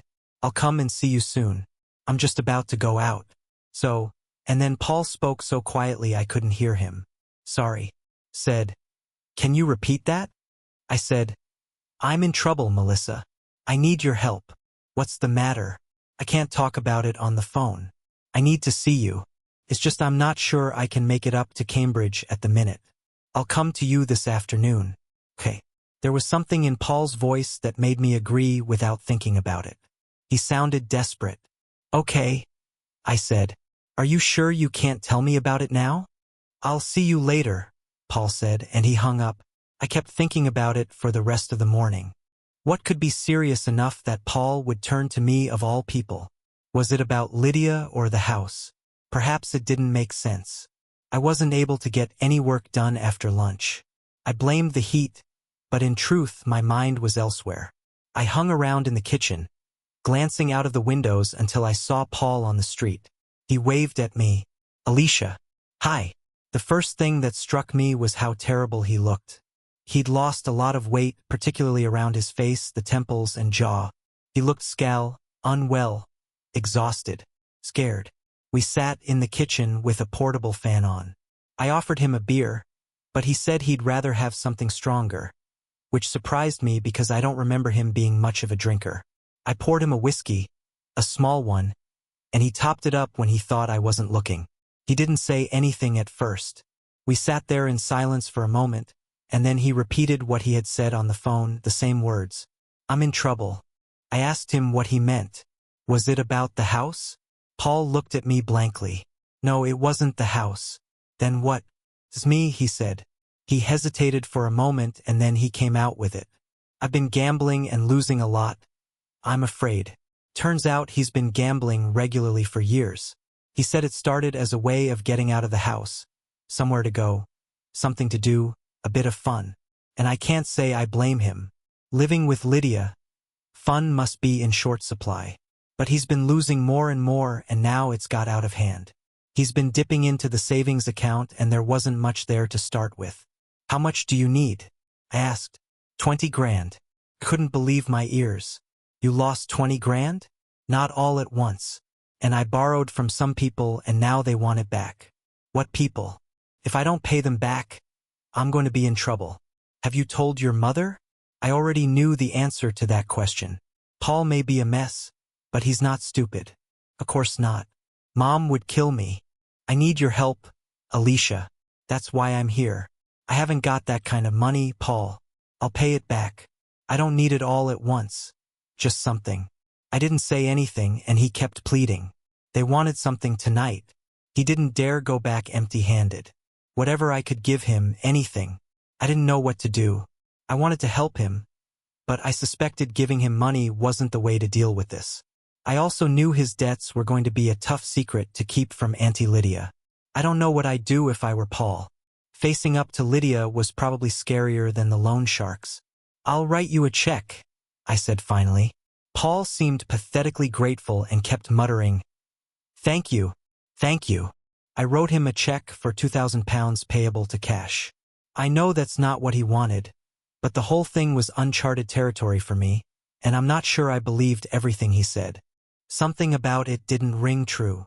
"Maybe I can give you more once I've talked to Gabriel," I said, "but it's better if you work out another way to handle this. You know, Gabriel's brother is a solicitor. Maybe he could." Paul jumped up, terrified, shaking his head. "No," he kept saying. No, don't tell Gabriel. Don't involve him. Please, I'll work out how to handle it. I'll work it out. What about Lydia? I think maybe you should." Paul shook his head fiercely and took the check. He looked disappointed at the amount, but didn't say anything. He left soon afterwards. I have the feeling I let him down. It's a feeling I've always had about Paul since we were kids. I've always failed to live up to his expectations of me, that I should be a mothering figure to him. He should know me better than that. I am not the mothering type. I told Gabriel about it when he got back, and of course he was annoyed with me. He said I shouldn't have given Paul any money, that I don't owe him anything. He's not my responsibility. I know Gabriel is right, but the truth is I can't help feeling guilty. I escaped from that house and from Lydia. Paul didn't. He's still trapped there. He's still 8 years old. I want to help him, but I don't know how. 6th of August. I spent all day painting, experimenting with the background of the Jesus picture. I've been making sketches from the photos we took in Mexico. Red cracked earth, dark spiny shrubs, thinking about how to capture that heat, that intense dryness. And then I heard Jean Felix calling my name. I thought about ignoring him for a second, pretending I wasn't there. But then I heard the clink of the gate and it was too late. I stuck my head outside and he was walking across the garden. He waved at me. "Hey babes," he said. "Am I disturbing you? Are you working?" "I am actually." Good. He said, "Keep at it. Only 6 weeks till the exhibition. You know, you're horribly behind." He laughed. That annoying laugh of his. My expression must have given me away because he added quickly, "Any joking? I'm not here to check up on you." I didn't say anything. I just went back into the studio and he followed. He pulled up a chair in front of the fan. He lit a cigarette and the smoke whirled about him in the breeze. I went back to the easel and picked up my brush. Jean Felix talked as I worked. He complained about the heat, saying London wasn't designed to cope with this kind of weather. He compared it unfavorably with Paris and other cities. I stopped listening after a while. He went on complaining, self-justifying, self-pitying, boring me to death. He never asks me anything. He doesn't have any actual interest in me. Even after all these years, I'm just a means to an end. An audience of the Jean Felix show. Maybe that's unkind. He's an old friend and he's always been there for me. He's lonely, that's all. So am I. Well, I'd rather be lonely than be with the wrong person. That's why I never had any serious relationships before Gabriel. I was waiting for Gabriel, for someone real, as solid and true as the others were false. Jean Felix was always jealous of our relationship. He tried to hide it and still does, but it's obvious to me he hates Gabriel. He's always bitching about him, implying Gabriel's not as talented as I am, that he's vain and egocentric. I think Jean Felix believes that one day he will win me over to his side and I'll fall at his feet. But what he doesn't realize is that with every snide comment and underservice remark, he drives me further into Gabriel's arms. Jean Felix is always alluding to our long friendship. It's the hold he has on me, the intensity of those early years when it was just us against the world. But I don't think Jean Felix realizes he's holding on to a part of my life when I wasn't happy. And any affection I have for Jean Felix is for that time. We're like a married couple who has fallen out of love today. I realized quite how much I dislike him. I'm working, I said. I need to get on with this, so if you don't mind. John Felix pulled a face. You asking me to leave? I've been watching you paint since you first picked up a brush. If I've been a distraction all these years, you might have said something sooner. I'm saying something now. My face was feeling hot and I was getting angry. I couldn't control it. I tried to paint, but my hand was shaking. I could feel Jean Felix watching me. I could practically hear his mind working, ticking, worrying, spinning. I've upset you, he said at last. Why? I just told you. You can't keep popping over like this. You need to text me or call first. I didn't realize I needed a written invitation to see my best friend. There was a pause. He'd taken it badly. I guess there was no other way to take it. I hadn't planned on telling him like this.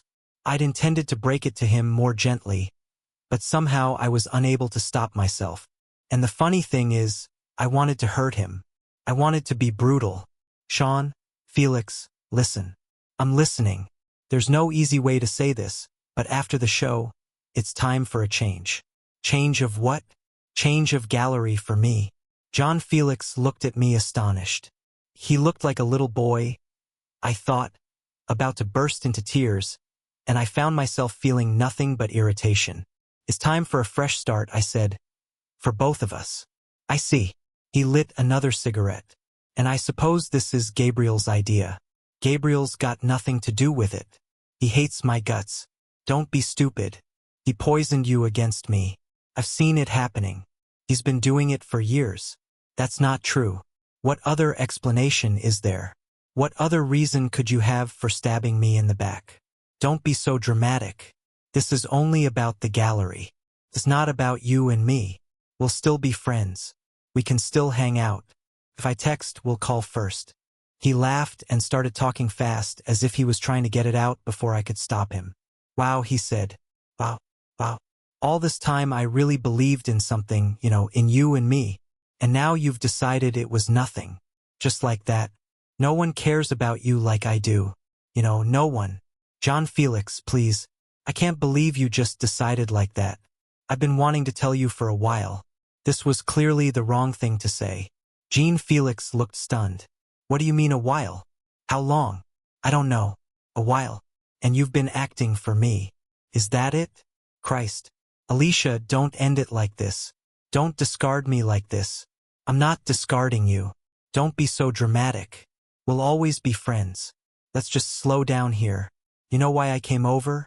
To ask you to the theater on Friday. He pulled 2 tickets from inside his jacket and showed them to me. They were for a tragedy by Euripides at the National. I'd like you to come with me. It's a more civilized way to say goodbye, don't you think? For old time's sake. Don't say no. I hesitated.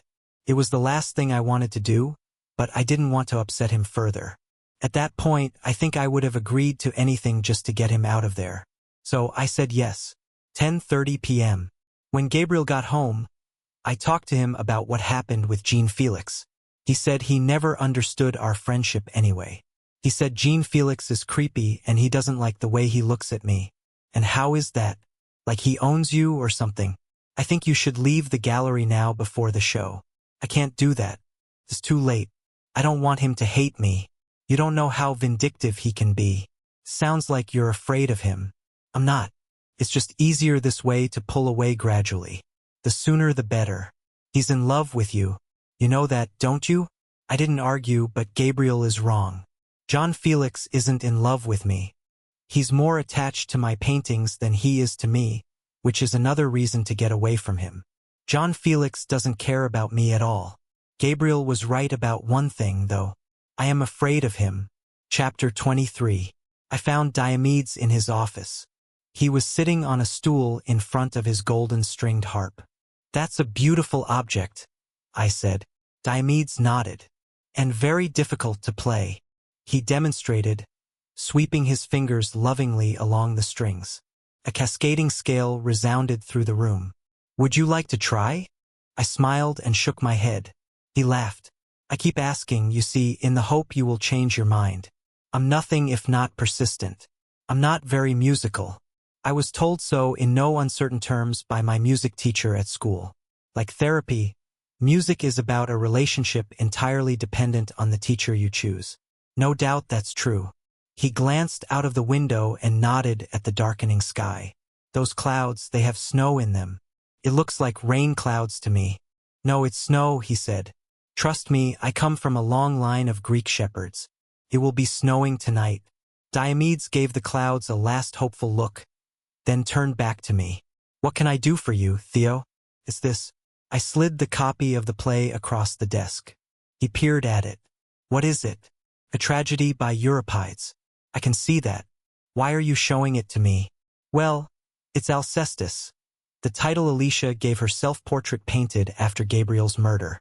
Ah, yes, of course. He looked at it with more interest, casting herself as a tragic heroine. Possibly. I must admit, I'm rather stumped. I thought you might have a better handle on it than me. Because I'm Greek, he laughed. You assume I will have an intimate knowledge of every Greek tragedy? Well, better than me at any rate. I don't see why. It's like assuming every Englishman is familiar with the works of Shakespeare. He gave me a pitying smile. Fortunately for you, that is the difference between our countries. Every Greek knows his tragedies. The tragedies are our myths, our history, our blood. Then you'll be able to help me with this one. Diomedes picked it up and flicked through it. And what is your difficulty? My difficulty is the fact she doesn't speak. Alcestis dies for her husband, and at the end she comes back to life but remains silent. Ah, by Alicia. Yes. Again, I pose the question, what is your difficulty? Well, obviously there's a link, but I don't understand it. Why doesn't Alcestis speak at the end? Well, why do you think? I don't know. She's overcome with emotion. Possibly. What kind of emotion?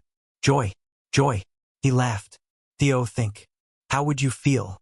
The person you love most in the world has condemned you to die through their own cowardice. That's quite a betrayal. You're saying she was upset. Have you never been betrayed? The question cut through me like a knife. I felt my face go red. My lips moved, but no sound came out. Dame smiled. I can see that you have. So tell me, how does Alcestis feel? I knew the answer this time. Angry. She's angry. Yes. Diomedes nodded. More than angry. She's murderous with rage. He chuckled. One can't help but wonder what their relationship will be like in the future. Alcestis and Admetus. Trust once lost is hard to recover. It took a few seconds before I trusted myself to speak. And Alicia, what about her? Alcestis was condemned to die by her husband's cowardice. And Alicia, no, Alicia didn't die. Not physically. He left the word hanging. Psychically, on the other hand, you mean something happened to kill her spirit. To kill her sense of being alive, possibly. I felt dissatisfied. I picked up the play and looked at it. On the cover was a classical statue, a beautiful woman immortalized in marble. I stared at it, thinking of what John Felix had said to me. If Alicia is dead, like Alcestis, then we need to bring her back to life. Correct.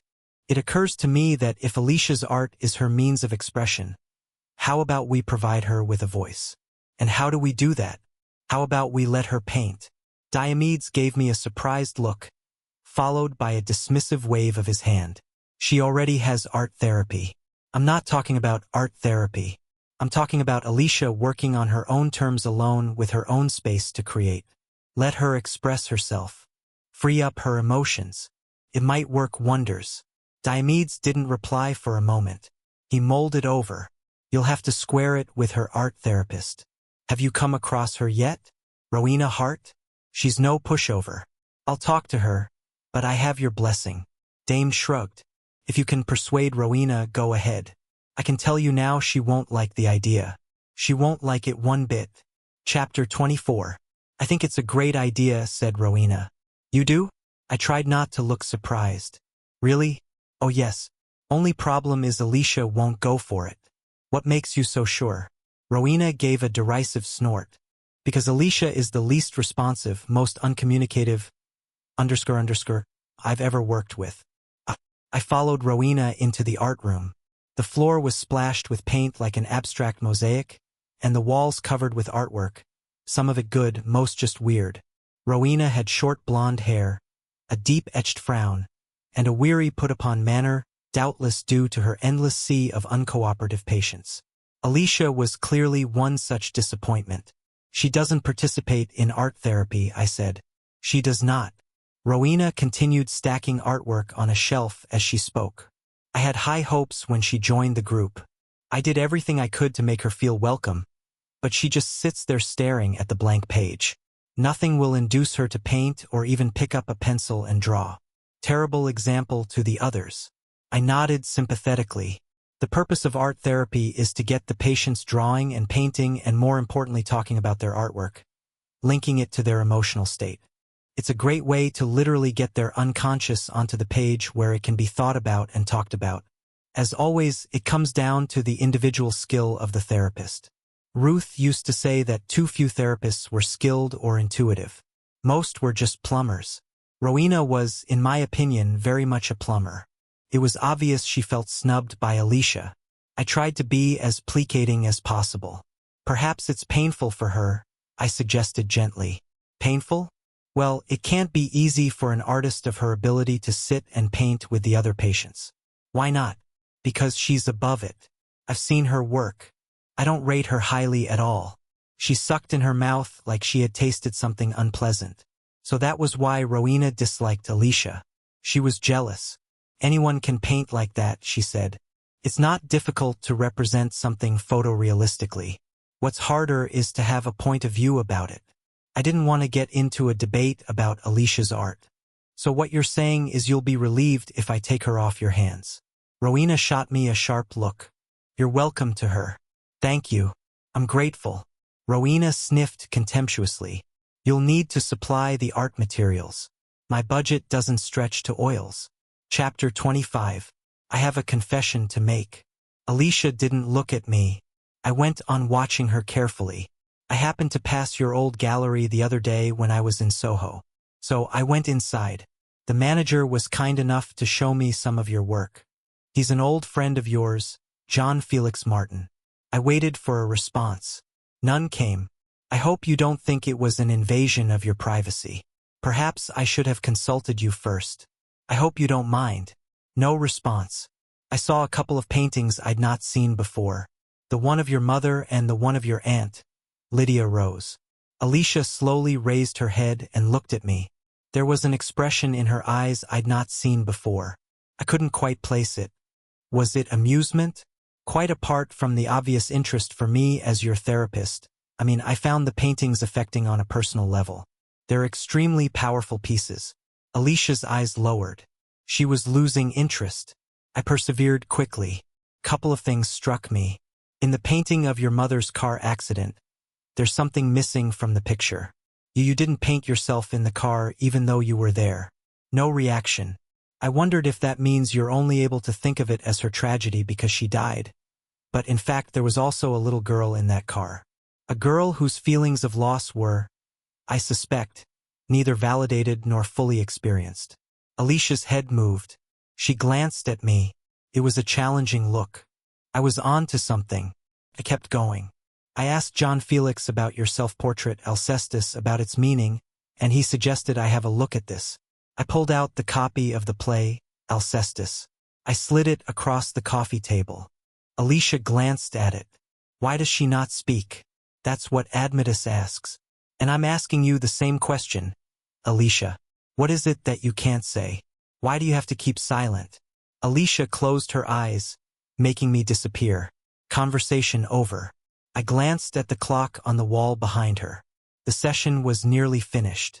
A couple of minutes remained. I had been saving my trump card until now, and I played it with a feeling of nervousness, which I hoped wasn't apparent. John Felix made a suggestion. I thought it was rather a good one. He thought you should be allowed to paint. Would you like that? We could provide you with a private space with canvases and brushes and paints. Alicia blinked. Her eyes opened. It was like a light had been switched on inside them. They were the eyes of a child, wide and innocent, free of scorn or suspicion. Color seemed to come into her face. Suddenly, she seemed wonderfully alive. I had a word with Professor Diomedes. He's agreed to it and so has Rowena. So it's up to you really, Alicia. What do you think? I waited. She stared at me, and then finally I got what I wanted. A definite reaction. A sign that told me I was on the right track. It was a small movement, tiny really. Nonetheless, it spoke volumes. Alicia smiled. Chapter 26. The canteen was the warmest room at the Grove. Piping hot radiators lined the walls, and the benches closest to them were always filled first. Lunch was the busiest meal, with staff and patients eating side by side.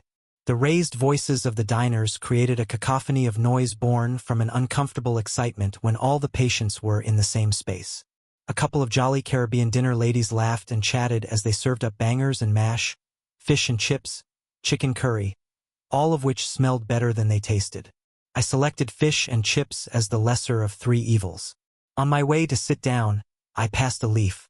She was surrounded by her gang, a surly-looking crew of the toughest patients. She was complaining about the food as I walked by her table. "I'm not eating this shit," she said, pushing away her tray. The patient to her right pulled the tray towards her, preparing to take it off her hands, but a leaf whacked her across the head. "Greedy bitch," Olive shouted. "Give that back." This prompted a gaper of laughter around the table. Olive pulled back her plate and tucked into her meal with renewed relish. Alicia was sitting alone, I noticed, at the back of the room. She was picking at a meager bit of fish like an anorexic bird, moving it around the plate, but not bringing it to her mouth. I was half tempted to sit with her, but decided against it. Perhaps if she had looked up and made eye contact, I would have walked over, but she kept her gaze lowered, as if attempting to block out her surroundings and those around her. It felt like an invasion of privacy to intrude, so I sat at the end of another table, a few spaces away from any patients, and started eating my fish and chips. I ate just a mouthful of the soggy fish, which was tasteless, reheated, but still cold in the center. I concurred with a leaf's appraisal. I was about to throw it in the bin when someone sat down opposite me. To my surprise, it was Christian. "All right," he said with a nod. "Yeah, you." Christian didn't reply. He hacked with determination through the rock-solid rice and curry. "I heard about your plan to get Alicia a painting," he said between mouthfuls. "I see news travels fast. It does in this place. Your idea?" I hesitated. "It was, yes. I think it'll be good for her." Christian gave me a doubtful look. "Be careful, mate. Thanks for the warning, but it's rather unnecessary. I'm just saying. Borderlines are seductive. That's what's going on here. I don't think you fully get that. She's not going to seduce me, Christian." He laughed. "I think she already has. You're giving her just what she wants. I'm giving her what she needs. There's a difference. How do you know what she needs? You're over-identifying with her. It's obvious. She's the patient, not you." I looked at my watch in an attempt to disguise my anger. "I have to go." I stood up and picked up my tray. I started walking away, but Christian called after me. "She'll turn on you, Theo," he said. "Just wait. Don't say I didn't warn you." I felt annoyed, and the annoyance stayed with me for the rest of the day. After work, I left the Grove and went to the small shop at the end of the road to buy a pack of cigarettes. I put a cigarette in my mouth, lit it, and inhaled deeply, barely conscious of my actions. I was thinking about what Christian had said, going over it in my mind while the cars sped past. "Borderlines are seductive," I heard him saying. Was it true? Was that why I was so annoyed? Had Alicia emotionally seduced me? Christian clearly thought so, and I had no doubt Diomedes suspected it. Were they right? Searching my conscience, I felt confident the answer was no. I wanted to help Alicia.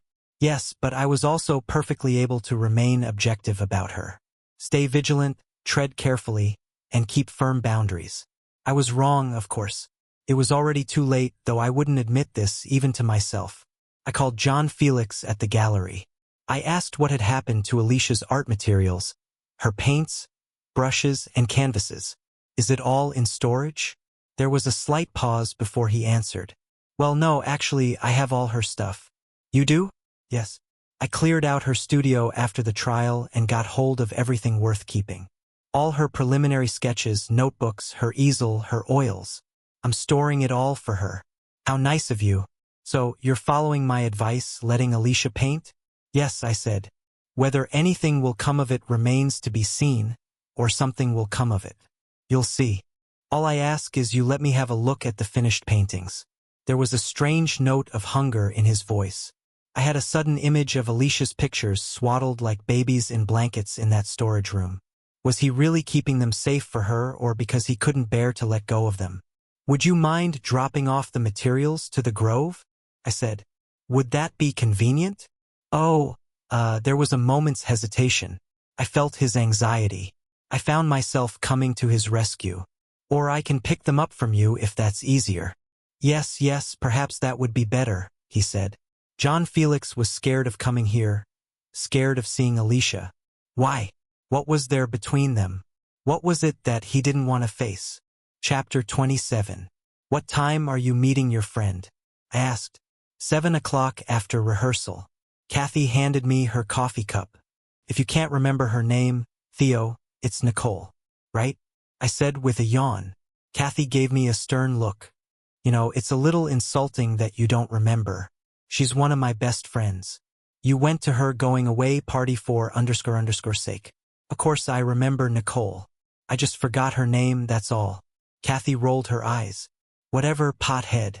I'm having a shower, she said and walked out of the kitchen. I smiled to myself. 7 o'clock. At 4 to 7, I walked along the river towards Kathy's rehearsal space on the south bank. I sat on a bench across the way from the rehearsal room, facing away from the entrance, so Kathy wouldn't immediately see me if she left early. Every so often I turned my head and glanced over my shoulder, but the door remained obstinately shut. And then at 7 it opened. There was the sound of animated conversation and laughter as the actors left the building. They wandered out in groups of 2 or 3. No sign of Kathy. I waited 5 minutes, 10 minutes, and the trickle of people stopped and no one else came out. I must have missed her. She must have left before I arrived, unless of course she hadn't been here at all. Had she been lying about the rehearsal? I got up and made my way towards the entrance. I needed to be sure. If she was still inside and saw me, what then? What excuse could I have for being there? I'd come to surprise her. Yes, I'd say I was here to take her and Nicole out for dinner. And Kathy would squirm and lie her way out of it with some _ excuse. Nicole was sick. Nicole had canceled, and so Kathy and I would end up spending an uncomfortable evening alone together. Another evening of long silences. I reached the entrance. I hesitated, grabbed the rusted green handle, and pushed open the door. I went inside. It was a bare concrete interior. It smelled damp. Kathy's rehearsal space was on the 4th floor. She had moaned about having to climb the stairs every day, so I went up the main central staircase. I reached the 1st floor and was starting for the 2nd when I heard a voice on the stairs coming from the floor above. It was Kathy. She was on the phone. I know. I'm sorry. I'll see you soon. I won't be long. Okay. Bye. I froze. We were seconds away from colliding with each other. And then I dashed down the steps, hiding around the corner. Kathy walked past without seeing me. She went out the door. It slammed shut. I hurried after her and left the building. Kathy was walking away, moving fast towards the bridge. I followed, weaving between commuters and tourists, trying to keep a distance without losing sight of her. She crossed the bridge and went down the steps into Embankment Tube Station. I went after her, wondering which line she would take, but she didn't get on the tube. Instead, she walked straight through the station and out the other side. She continued walking towards Charing Cross Road. I followed. I stood a few steps behind her at the traffic lights. Then we crossed Charing Cross Road and headed into Soho. I followed her along the narrow streets. She took a right turn, then a left, then another right. Then she abruptly stopped. She stood on the corner of Lexington Street and waited. So this was the meeting place, a good spot, central, busy, anonymous. I hesitated and slipped into a pub on the corner. I positioned myself at the bar. It offered a clear view through the window of Kathy across the road. The barman, bored with an unruly beard, glanced at me. Yep, a pint, Guinness. He yawned and went to the other side of the bar to pour the pint. I kept my eyes on Kathy. I was pretty sure she wouldn't be able to see me through the window, even if she looked in this direction. At one point, Kathy did look over straight at me. My heart stopped for a second. I was sure she had noticed me, but no, her gaze drifted on. The minutes passed and still Kathy waited. So did I. I sipped my pint slowly, watching. He was taking his time, whoever he was. She wouldn't like that. Kathy didn't like to be kept waiting, even though she was perpetually late. I could see she was getting annoyed, frowning, and checking her watch. And then a man crossed the road towards her. In the few seconds he took to cross the street, I had already sized him up and assessed him. He was well built. He had shoulder-length fair hair, which surprised me, as Kathy always said. She only went for men with dark hair and eyes like mine.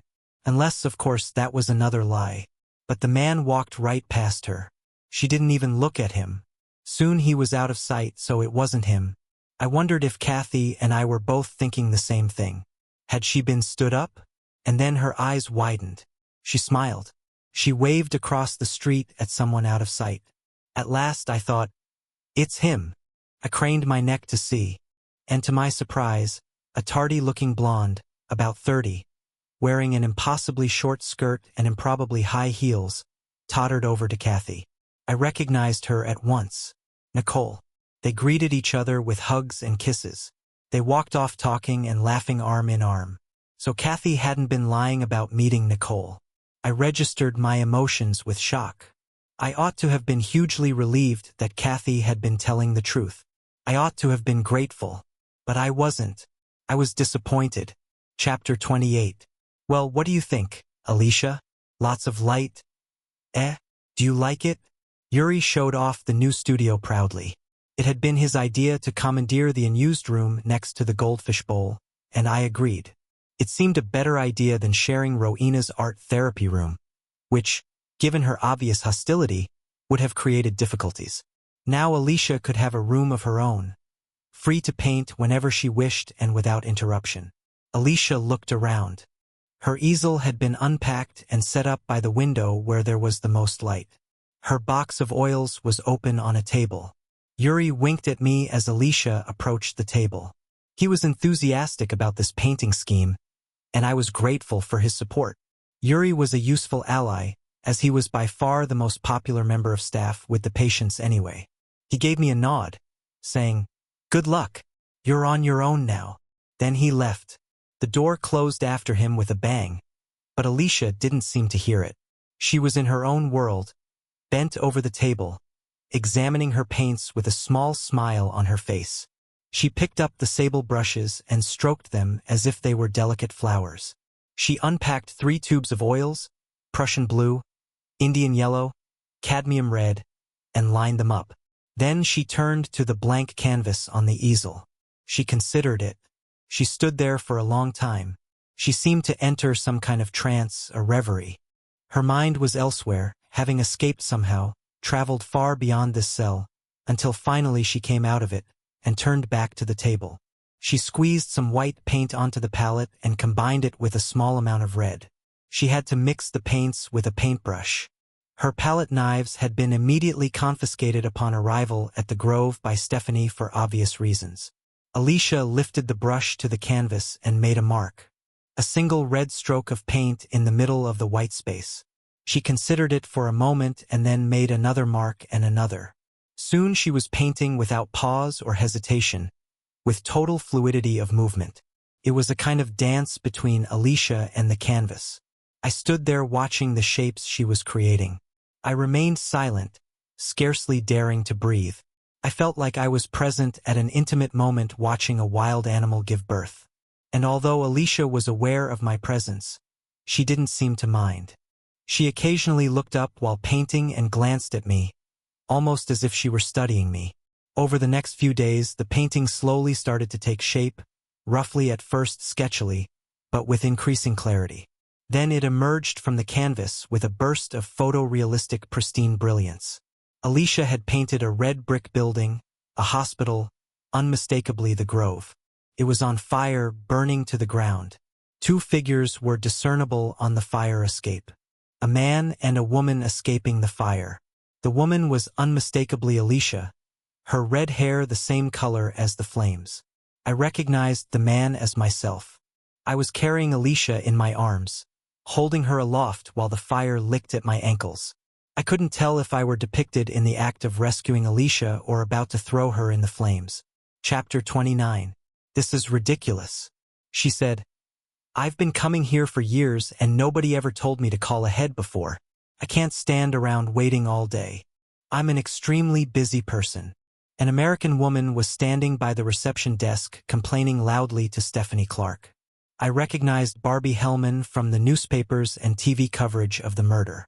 She was Alicia's neighbor in Hampstead who heard the gunshots the night of Gabriel's murder and phoned the police. Barbie was a Californian blonde in her mid-60s, possibly older. She was drenched in Chanel No. 5 and she'd had a considerable amount of plastic surgery. Her name suited her. She looked like a startled Barbie doll. She was obviously the kind of woman who was used to getting what she wanted. Hence her loud protestations at the reception desk when she discovered she needed to make an appointment to visit a patient. "Let me talk to the manager," she said with a grand gesture. As if this were a restaurant instead of a psychiatric unit. "This is absurd. Where is he?" "I am the manager, Mrs. Hellman," said Stephanie. "We've met before." This was the first time I felt even vaguely sympathetic to Stephanie. It was hard not to pity her for being on the receiving end of Barbie's onslaught. Barbie talked a lot and talked fast, leaving no pauses, giving her opponent no time to respond. "Well, you never mentioned anything about making appointments before." Barbie laughed loudly. "For Christ's sake, it's easier to get a table at the Ivy." I joined them and smiled at Stephanie innocently. "Can I help?" Stephanie shot me an irritated look. "No thanks. I can manage." Barbie looked me up and down with some interest. "Who are you?" "I'm Theo Faber, Alicia's therapist." "Oh, really?" Barbie said. "How interesting." Therapists were obviously something she could relate to, unlike ward managers. From then on, she deferred solely to me, treating Stephanie as if she were nothing more than a receptionist, which I must admit rather wickedly amused me. "You must be new if we've not met," Barbie said. I opened my mouth to reply, but she got there first. "I usually come every couple of months or so. I left it a bit longer this time, as I've been in the States seeing my family, but as soon as I got back, I thought I must visit my Alicia. I miss her so much. Alicia was my best friend, you know?" "No, I didn't know." "Oh yeah. When they moved in next door, I was a great help in getting Alicia and Gabriel settled into the neighborhood. Alicia and I became extremely close. We'd confide in each other about everything." "I see." Yuri appeared in the reception, and I beckoned him over. "Mrs. Hellman is here to see Alicia," I said. "Call me Barbie, honey. Yuri and I are old friends," she said, winking at Yuri. "We go way back. He's not the problem. It's this lady here." She gestured dismissively at Stephanie, who finally found an opportunity to speak. "I'm sorry, Mrs. Hellman," Stephanie said, "but hospital policy has changed since you were here last year. We've tightened our security. From now on, you'll have to call before oh God. Do we have to go through this again? I'll scream if I have to hear it one more time." As if life weren't complicated enough. Stephanie gave up and Yuri led Barbie off. I followed. We entered the visitor's room and waited for Alicia. It was a bare room, a table and 2 chairs, no windows, and a sickly yellow fluorescent light. I stood at the back and watched Alicia appear at the other door accompanied by 2 nurses. Alicia didn't betray any obvious reaction to seeing Barbie. She walked over to the table and sat down without looking up. Barbie, on the other hand, seemed much more emotional. "Alicia, darling, I've missed you. You're so thin. There's nothing left of you. I'm so jealous. How are you? That awful woman nearly didn't let me see you. It's been a nightmare." And so it went on, an endless stream of inane chatter from Barbie, details of her trip to San Diego to visit her mother and brother. Alicia just sat there, silent, her face a mask, betraying nothing, showing nothing. After about 20 minutes, the monologue mercifully ended. Alicia was led away by Yuri, as uninterested as she was when she had entered. I approached Barbie as she was leaving the grove. "Can I have a word?" I said. Barbie nodded as if she had been expecting this. You want to talk to me about Alicia? It's about time somebody asked me some goddamn questions. The police didn't want to hear anything, which was crazy because Alicia confided in me all the time, about everything. She told me things you wouldn't believe. Barbie said this with a definite emphasis and gave me a coy smile. She knew she had piqued my interest. Such as, I said. Bobby smiled cryptically and pulled on her fur coat. Well, I can't go into it here. I'm late enough as it is. Come over this evening, say 6 p.m. I didn't relish the prospect of visiting Barbie at her house. I sincerely hoped Diomedes wouldn't find out, but I had no choice.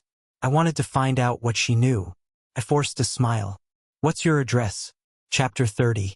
Barbie's house was one of several across the road from Hamster Heath, overlooking one of the ponds. It was large and, given its location, probably fantastically overpriced. Barbie had lived in Hamster for several years before Gabriel and Alicia moved in next door. Her ex-husband was an investment banker and had commuted between London and New York until they divorced. He found himself a younger, blonder version of his wife, and Barbie got the house. So, everyone was happy, she said with a laugh, particularly me. Barbie's house was painted pale blue in contrast to the other houses on the street, which were white. Her front garden was decorated with little trees and potted plants. Barbie greeted me at the door. Hi, honey. I'm glad you're on time. That's a good sign. This way. I followed her through the hallway to the living room. The house smelled like a greenhouse. It was full of plants and flowers. Roses, leaves, orchids everywhere you looked. Paintings, mirrors, and framed photographs were crammed together on the walls. Little statues, vases, and other objects competed for space on tables and dresses. All expensive items, but crammed together like this, they looked like junk. Taken as a representation of Barbie's mind, it suggested a disordered inner world, to say the least.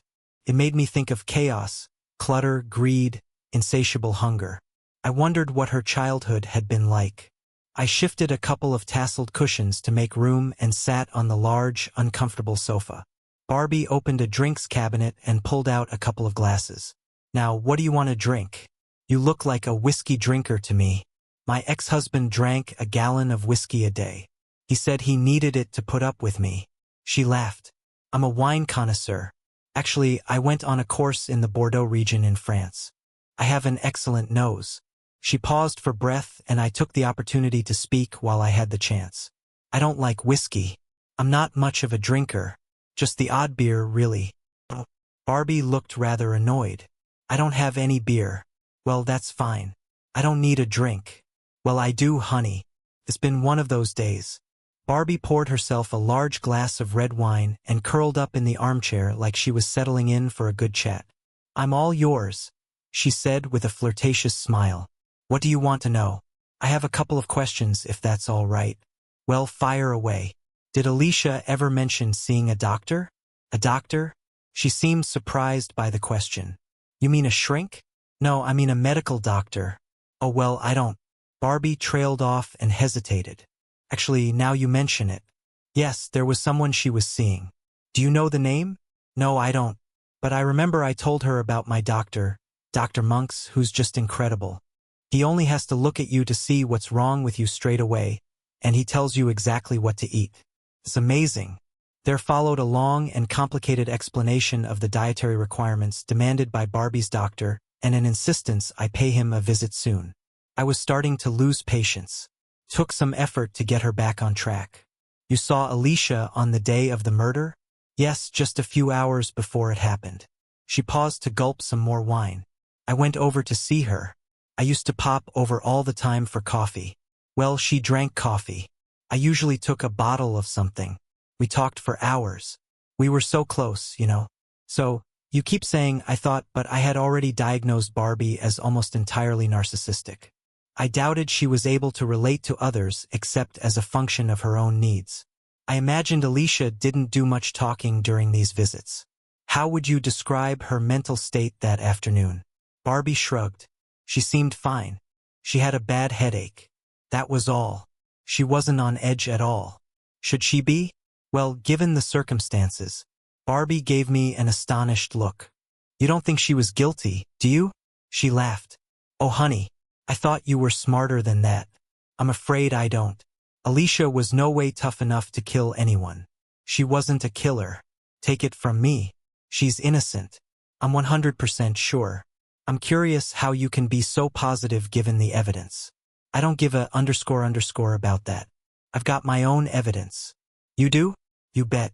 But first, I need to know if I can trust you. Barbie's eyes searched mine hungrily. I met her gaze steadily, and then she came out with it just like that. You see, there was a man. A man? Yes. Watching. I was a little taken aback and immediately alert. What do you mean watching? Just what I said, watching. I told the police, but they didn't seem interested.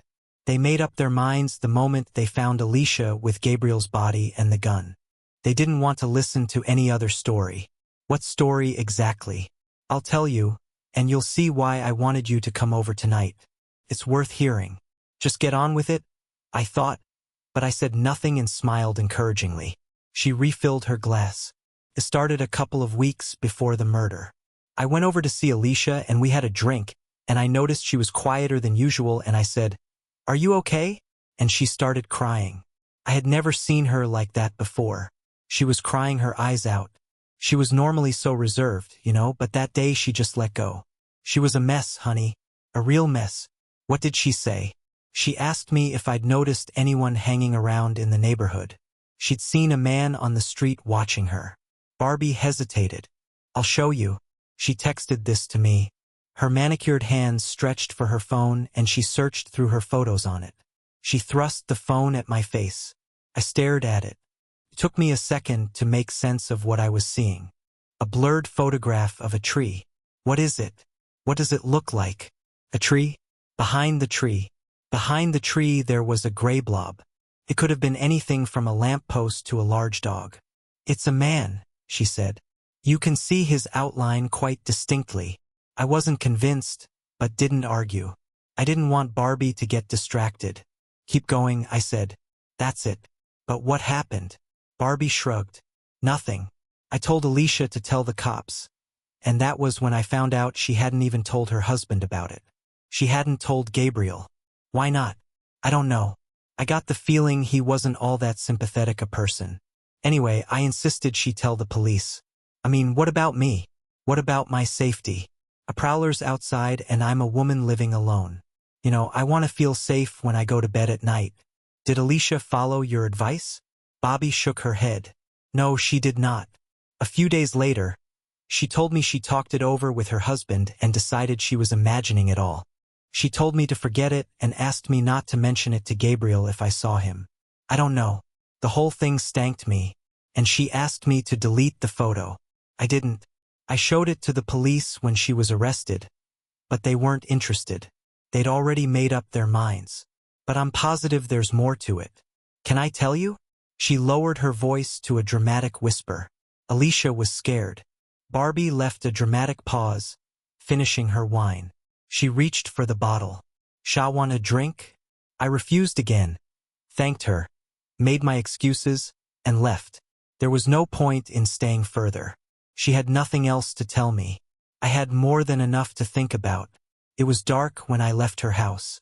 I paused a moment outside the house next door, Alicia's old house.